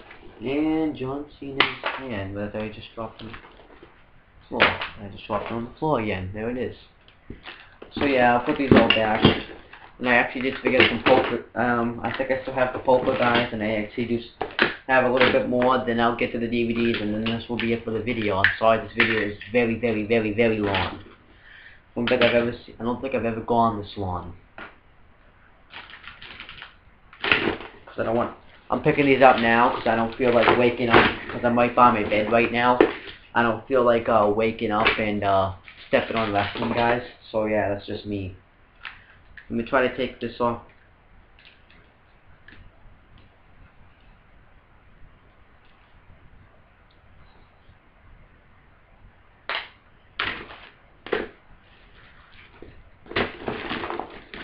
Yeah, that's true.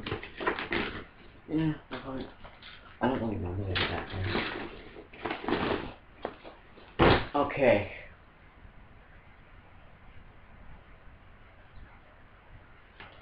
So yeah, I'll do the poker chips. Oh, actually I missed something. This is a SummerSlam steel chair. Well, let's get with the poker chips. Oh, I missed some codes. And I'll do it. So I guess I'll just do them then. What the fuck? I have to do more codes. I was almost done with this. Let's start on the goal. I guess I'll do it then. At least I don't have to do Melina, so that's a start.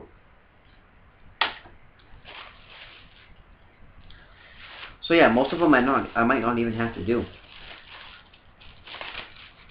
I do have to do. I knew I had more though, so it's not really. I'm not really that upset. Santina Marella, which is just really Santino.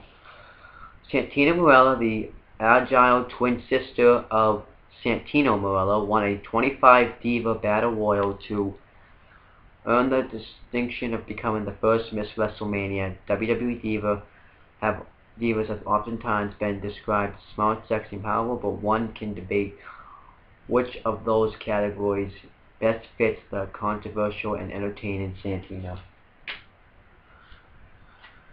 Then we have another feud card. It's now Finlay versus JBL. Not satisfied that Hornswoggle was truly Vince's son, JBL took it upon himself to investigate the supposed link between the two. After uncovering the truth that Hornswoggle was actually Finlay's son, JBL became the judge, jury, and executioner in the family court, putting Hornswoggle in the hospital and decimating Finlay in their encounters, including at their WrestleMania 24 match. Ted DiBiase Jr. It says that. So yeah, this says Ted DiBiase's lineage in the mat was dates back to his grandparents, so it's not surprising that many see him as the future of WWE. Possessing a natural sense inside the ring, DiBiase is one of the few competitors who have stepped into a WWE and win gold right away, doing so in his very first bout at Night of Champions 2012. And it also says, use a special code to unlock a world of sports games, collecting, trading, and more. Get free virtual cards, which watch videos, make new friends, customize your clubhouse, and hang it out with pros. I'll keep this one. Edge.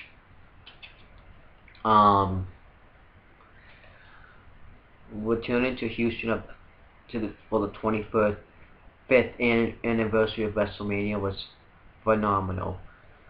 Reliant Stadium had never hosted a WrestleMania, even though Reliant's older cousin, the Astrodome, hosted WrestleMania 17. Texas has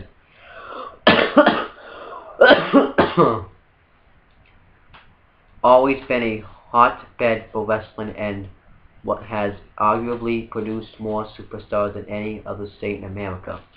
It was an honor to sit ringside Reliant Stadium again. My first time there was the Big 12 title game between Oklahoma and Colorado a few years back. At my personal memories of the 21st as anniversary will live on in my mind forever. So I guess this is him talking about that. So yeah. Now we have Iron Sheik versus Sergeant Slaughter in the 1980s.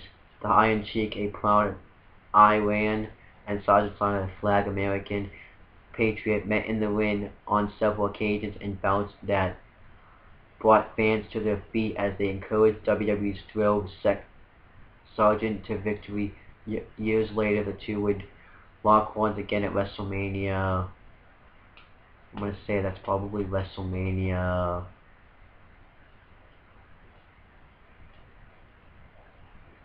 I don't know what WrestleMania. That's probably the gimmick that. Oh, that's WrestleMania. I think that's either WrestleMania. That's WrestleMania 17.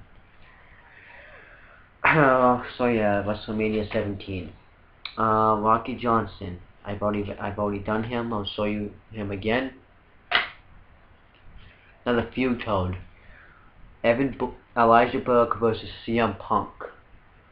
Over the course of ECW's rebirth, CM Punk and Elijah Burke have clashed on numerous occasions, which began as simple here and there encounters as evolved into a string of extremely intense matches as the two grapplers have battled for bragging rights and ECW championship. Burke also found himself in the ring with Punk during the ECW original/New Breed rivalry in 2006 and 2007.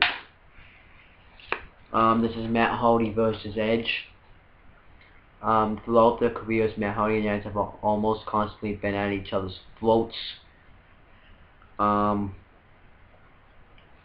it was in tag team competition in the 1990s or in singles competition a decade later, these two wrestlers' pure loathing of one another had been nearly constantly on display in WWE. The result for fans has been severely memorable matches through the years. Candice Michelle versus Beth Phoenix. Though Candice Michelle has bravely fought off a number of opponents who wished to unseat her as Women's Champion, she had not encountered anyone with the strength advantage that Beth Phoenix had. The Glamazon not only emerged with the gold after many battles in the summer and fall of 2007, but also put Candice Michelle on the injured list for several months. Now we have Jamie Noble versus Hornswoggle. While Hornswoggle took the Cruiserweight title, none of the division stars were happy. Most upset, however, was Jamie Noble, who made it his mission to not only regain the belt from the diminutive star, but to rid WWE of the popular Irishman Hornswoggle. Hornswoggle, however, always stayed one step ahead of Noble's devious plans and had held the title for many weeks. This is Triple H versus Batista. Like his encounter with Randy Orton, Triple H's problems with Batista emanated from jealousy into the ranks of Evolution. The Animal, upon winning the Rumble, looked to have a shot at any champion of his choice. Rather than defect SmackDown, however, Triple H chose to take on former mentor and would beat the game at WrestleMania 21. Cody Rhodes versus Hardcore Holly.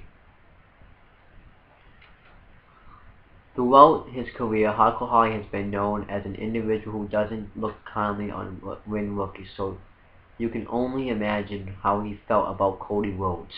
After their first fight, the young Rhodes went to shake hands with Holly, who refused. Over the next few weeks, Rhodes would repeatedly face Holly, eventually earning veterans' respect by sheer willpower. Now we have Lance Cade and Trevor Murdoch versus Cody Rhodes and Hardcore Holly. Though Lance Cade and Trevor Murdoch always did their best to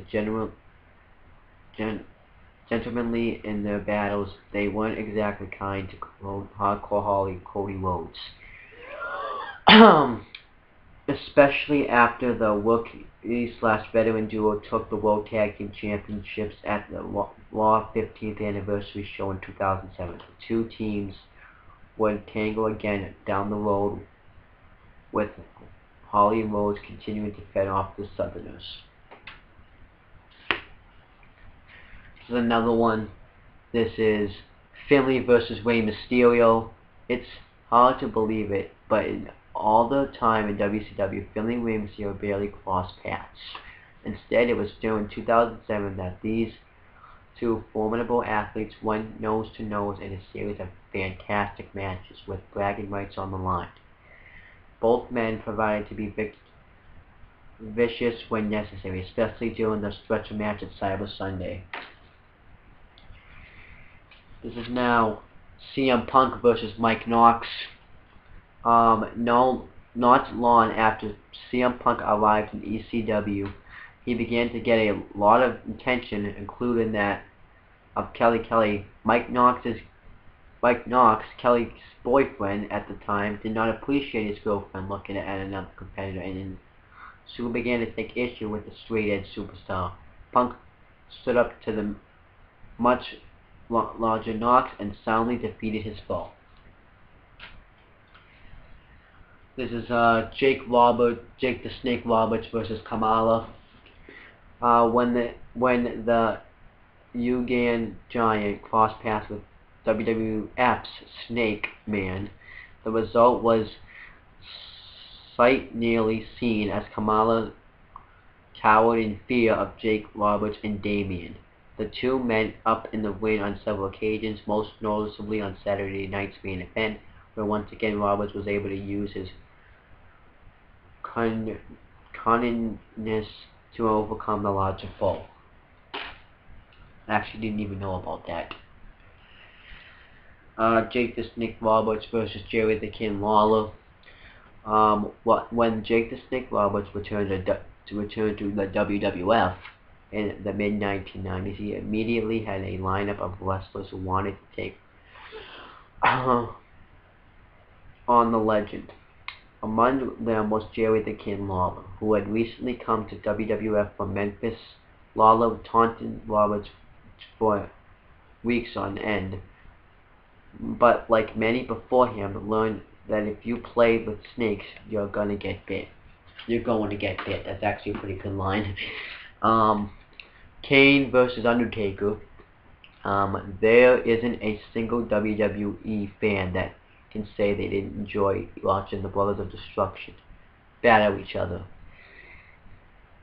I actually do enjoy them watching them battle each other, but they do have better matches than they did in 2010. Though often partners, Undertaker and Kane began as enemies in 1997 and have had heated, bloody battles whenever they had stood at opposite ends of the ring. Among their many matches are 2 WrestleMania belts. Kane gets squashed in 20, but it does awesome in 2014. So, Randy Orton. Though Randy Orton's grandfather and father were huge stars in their own right, young Randy has already surpassed them in stature and success.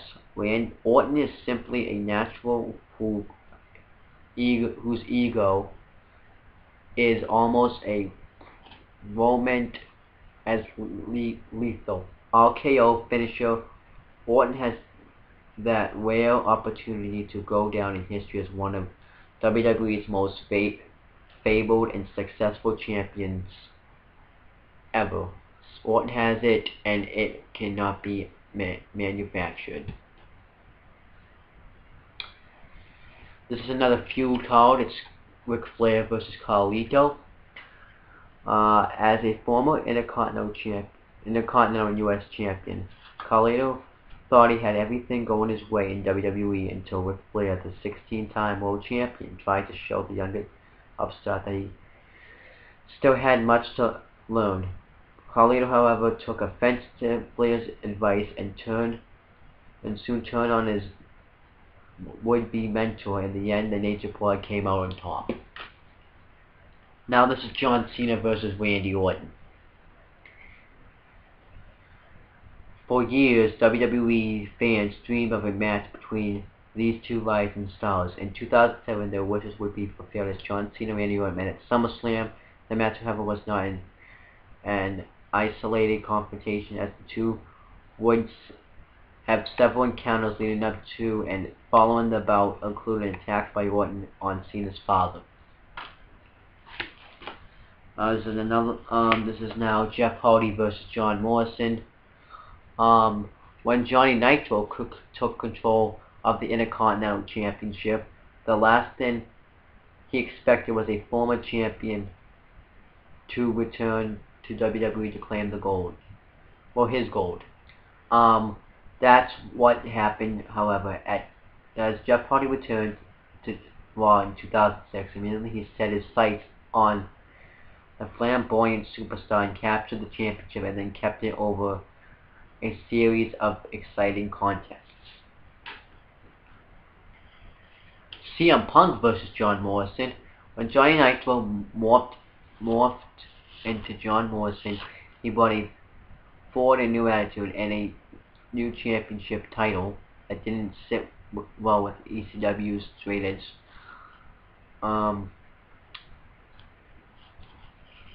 superstar. The two had many heated battles over being the top dog in the land of Extreme. Though the Shaman of Sexy initially had the advantage in this rivalry, it was Punk in the end who came out on top. Now we have Deuce and Domino versus Paul London and Brian Kendrick.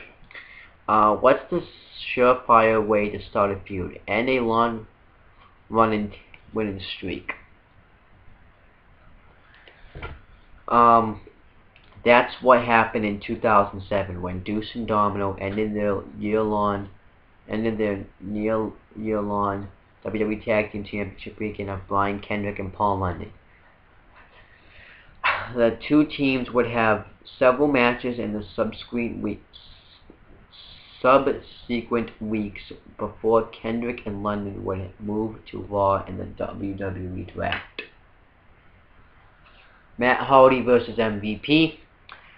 Perhaps the biggest feud of 2007 was between Matt Hardy and MVP. Despite being WWE Tag Team Champions, Matt Hardy and MVP didn't exactly get along, in part due to Matt's desire for a United States Championship match that never came. With long careers still ahead for both men, look for their rivalry to continue well into the future. Well, they're both gone now, so that's not really going to do anything special. Jeff Hardy versus Umaga. At times, a feud will develop due to one competitor's refusal to stay down. Such was the case in 2007 when, despite being brutalized by Umaga on numerous occasions, Jeff Hardy kept coming at the Smomotos. Though he would end up battered and bruised, the Legend Thriller, instead of Killer, it gets Legend Thriller, would end up beating Umaga and in the process begin a lengthy Intercontinental Championship run. Then we got John Cena versus Edge. To say that John Cena and Edge never saw eye to eye would be an understatement. The Rated R Superstar had several encounters with the Chain Gang Soldier over the WWE Championship while the two were on Raw. Though Edge would often gain the first strike in the battle, Cena would always come out on top with the gold strapped around his waist. So Edge would always get the first strike. Never saw that. I'm gonna have to actually pay attention more. Now we have Undertaker, Big Show versus Undertaker. Though the Undertaker and the Big Show have tagged on many occasions, fans had persevered seeing the two giants square off against one another.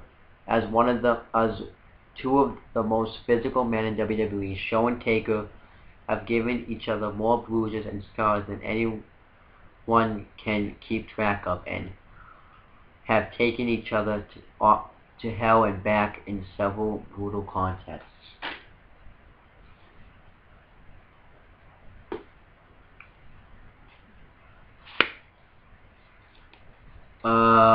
Ted DiBiase versus Dusty Rhodes. This is actually weird, sort of.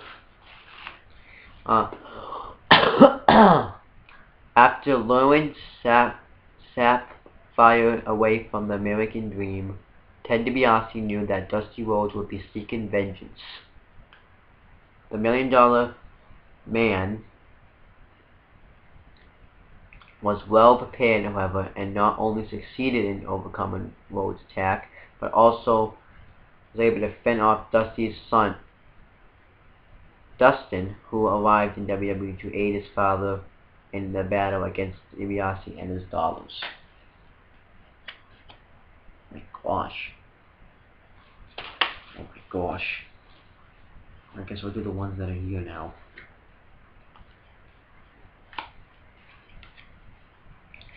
Kane versus MVP. MVP didn't exactly shy away from angering the big dogs when he arrived on SmackDown, as he went straight after former WWE Champion Kane. The two men quickly embroiled in a heated feud that would soon erupt in an Inferno match. This was actually the last time there was an Inferno match in WWE. Though Kane would come out on top, MVP showed that he would be a force to be reckoned with on Friday night, and he kind of was.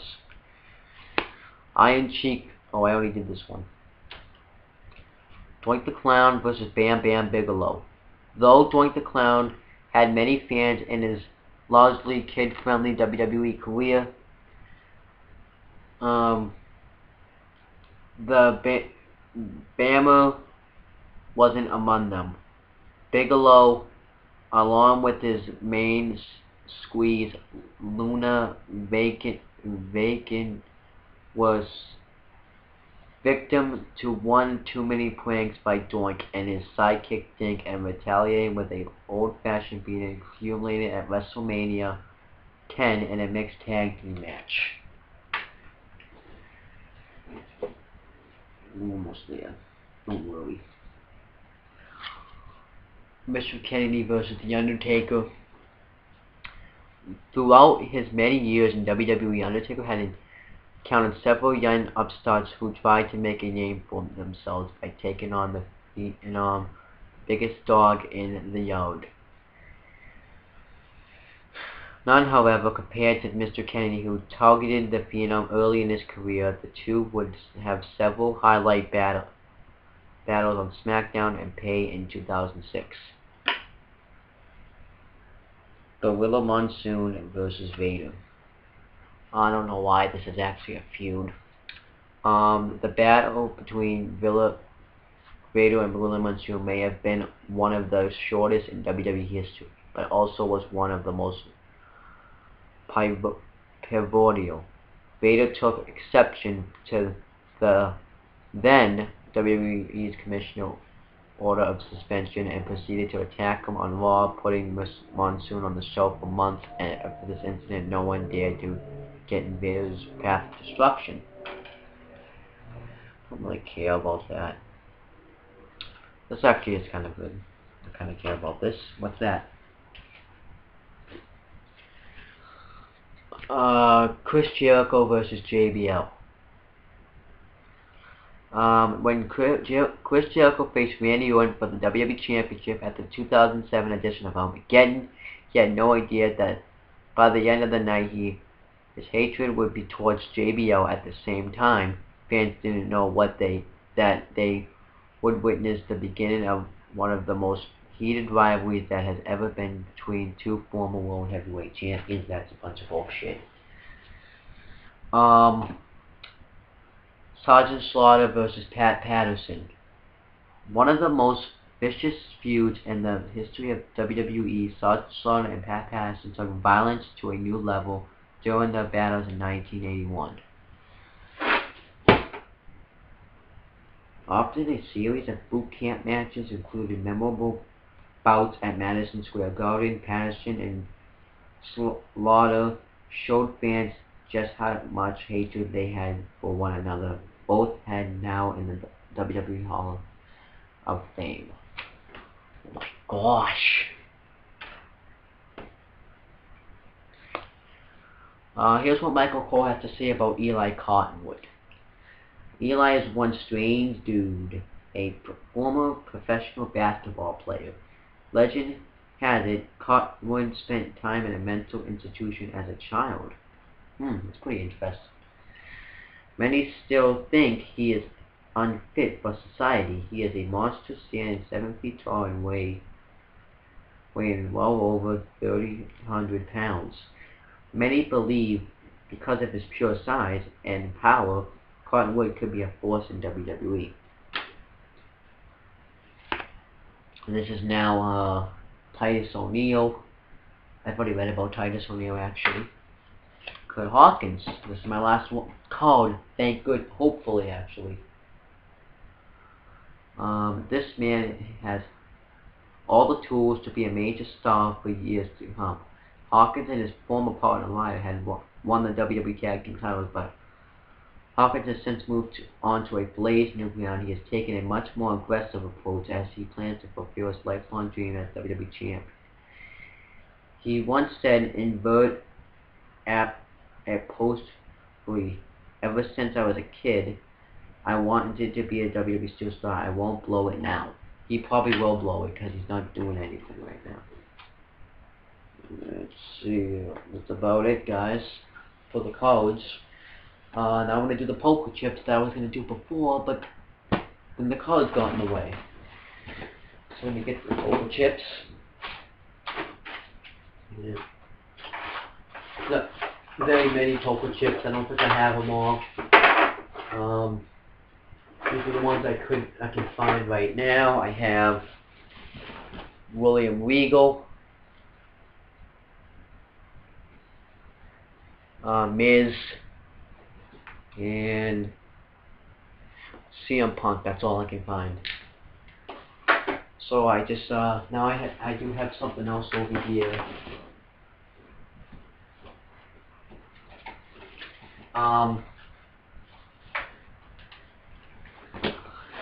I do have this that I got at another Top Rope Promotions live event. It is a World Championship Wrestling bracelet. So that's pretty much all that I have to say about that. Now I'm gonna do the DVDs. I'm gonna do the ones that are on my around this table first.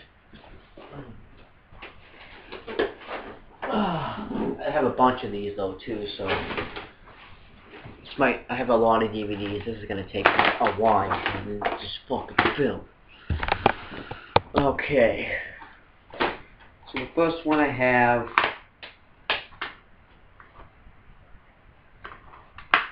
is the greatest superstars of WrestleMania. They have pretty much, it's, I'm not going to really go into in depth, I just want to end this video, so, yeah. Then, oh wait, did I miss something in the bag? No, I didn't actually. Then we have the triumphs and tragedies of championship wrestling. That was all for that up pile. Let me get to the next one. Oh, actually, I should mention that I also have this, and I do have, and I will show like the programs and stuff that I have. Let's see this. Yeah.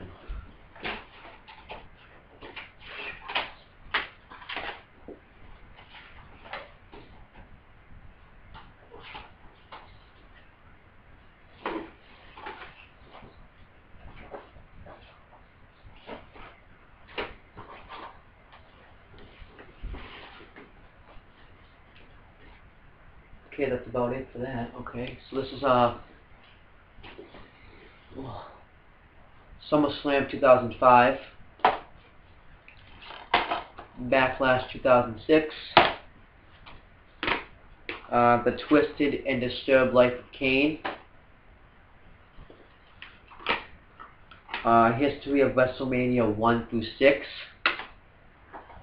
the Royal Rumble 2009, Extreme Rules Extreme Championship Wrestling. Now let me get the bag of DVDs that I have.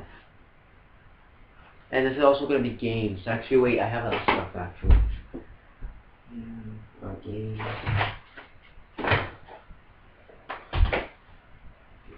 Games. Game. I'm going to have to come across a case.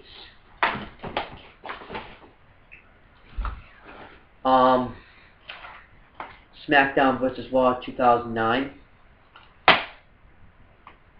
But what's in here really is that game.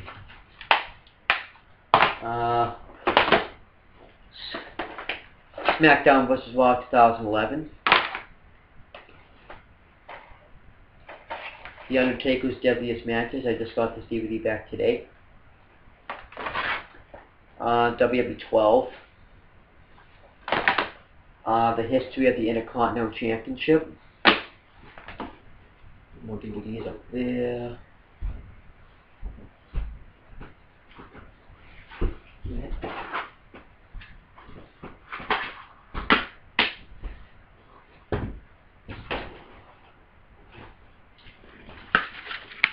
The Spectacular Legacy of the AWA. Let's go like this.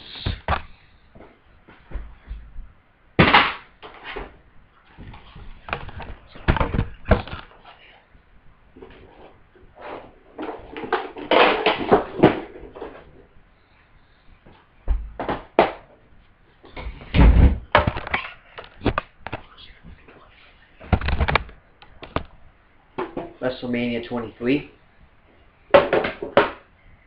No Way Out 2009, before they were WWF superstars, December to Dismember,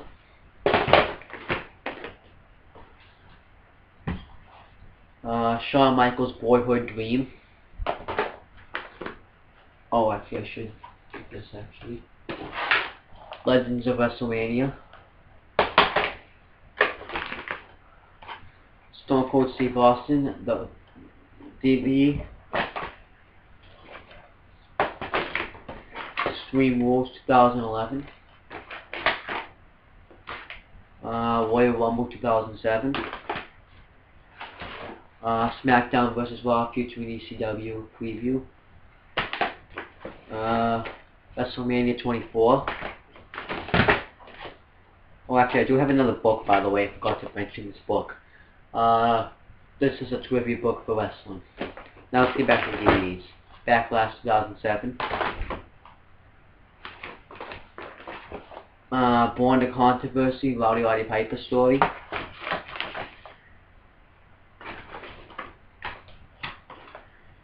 WrestleMania 3.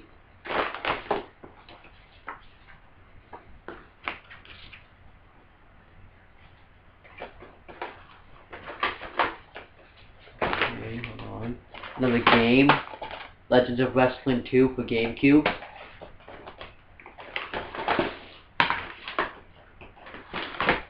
The greatest steel cage matches of all time.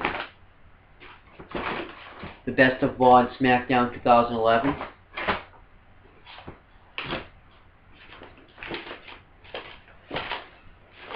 WWE ladder match.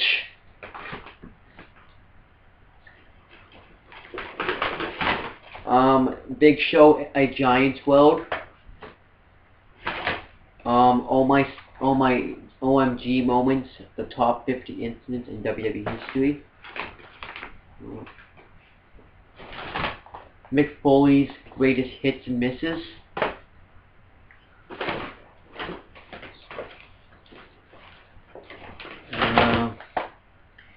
The very best of WCW Monday Night Nitro.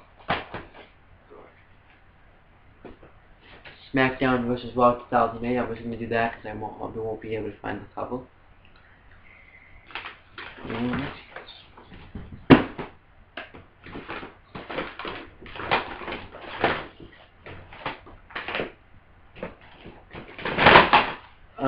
Eddie Guerrero, the Viva La Raza, the legacy of Eddie Guerrero.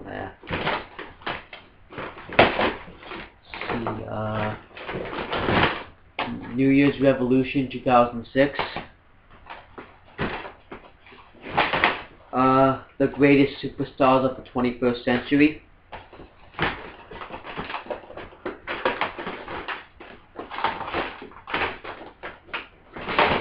No Way Out 2008.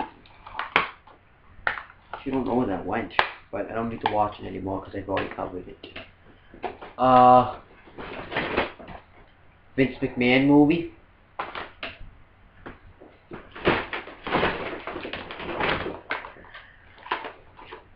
The John Cena Experience. Vengeance 2005. I have two of these. I think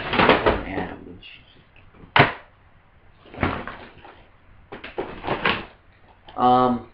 The History of the Undertaker. The True Story of WrestleMania.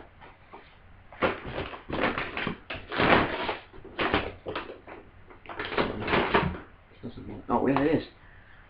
Tribute to the Troops. This is from like 2003, 2004, 2005, stuff like that.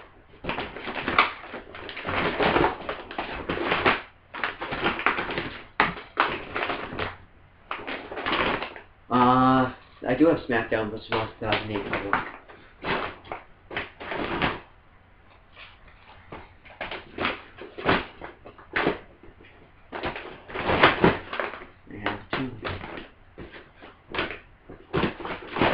SummerSlam 2006.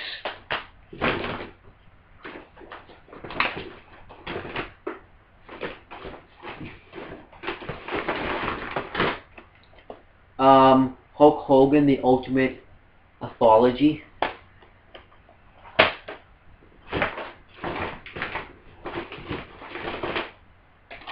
Andre the Giant DVD. Hulk Hogan Unreleased Collectors and Series.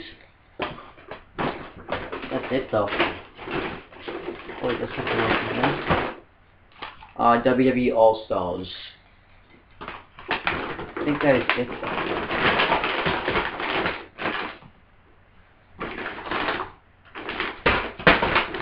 That's it for my wrestling movies. I usually think I had more, but I guess I don't. That's it for my wrestling collection then. It really is a lot. I actually do regret that I had this stuff right now because I had to just show it all, and this video is like 3 hours and it's not even going to get that much views. But at least I got my 100th video out there. I didn't get all the stuff I wanted. Some of the stuff I'm disappointed that is not here. Some stuff I'm not. Overall, I think this was a good video, and now I can probably go back to making regular videos on this channel now, and I'm going to be reviewing... Oh, actually, I guess I did forget a movie, actually. I just broke one of the Jason movies. Here's the movie I forgot. Hell in a Cell movie. This movie is going to be coming out on DVD. Well, this movie, I'm going to be coming out with a review for this movie very, very, very, very, very soon.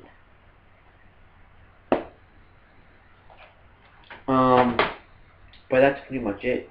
I feel like I'm getting some stuff. I probably have to clean my room now tomorrow because I had to tear it up for this video, so I did this all for you. I'm gonna get yelled at now. I'm probably just gonna clean it up now a little bit.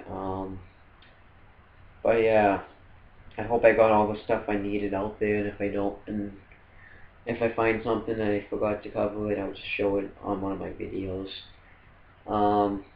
But yeah, I think this was a pretty special video. It took 3 hours, 42 minutes, and 5 seconds, but it's going to take longer now. But now that I have it out, it's done. I think I started at like 10 o'clock, and now it's 2 o'clock in the morning. So yeah, it's a long video, but I'm fine with that. Hopefully we don't have to do something like this for CM Brothers and Owen Talkinator. But that's pretty much it, guys. I'd like you to follow this channel.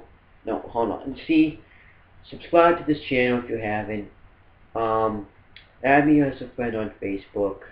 Do all that good stuff. I'm gonna come out with a new Wrestling Fortune. Is gonna be, all those channels are gonna be its own Facebook password. But that's pretty much it, guys. For those of you that will be watching the whole 3 hour, 42 minutes, and now 50. Actually, wait. The whole 3 hour and 43 minutes. Thank you, but I doubt. Actually, I am missing the DVD. I'm missing the History of the WWE Championship DVD. I don't know what that is. Oh well. But anyways, thank you for watching this video. Hopefully you'll stay for the whole video. But that's pretty much it, guys. I'm Owen Finch here, Wrestling Fortune Champion. Peace out. I said peace out. That was a botch. Peace out.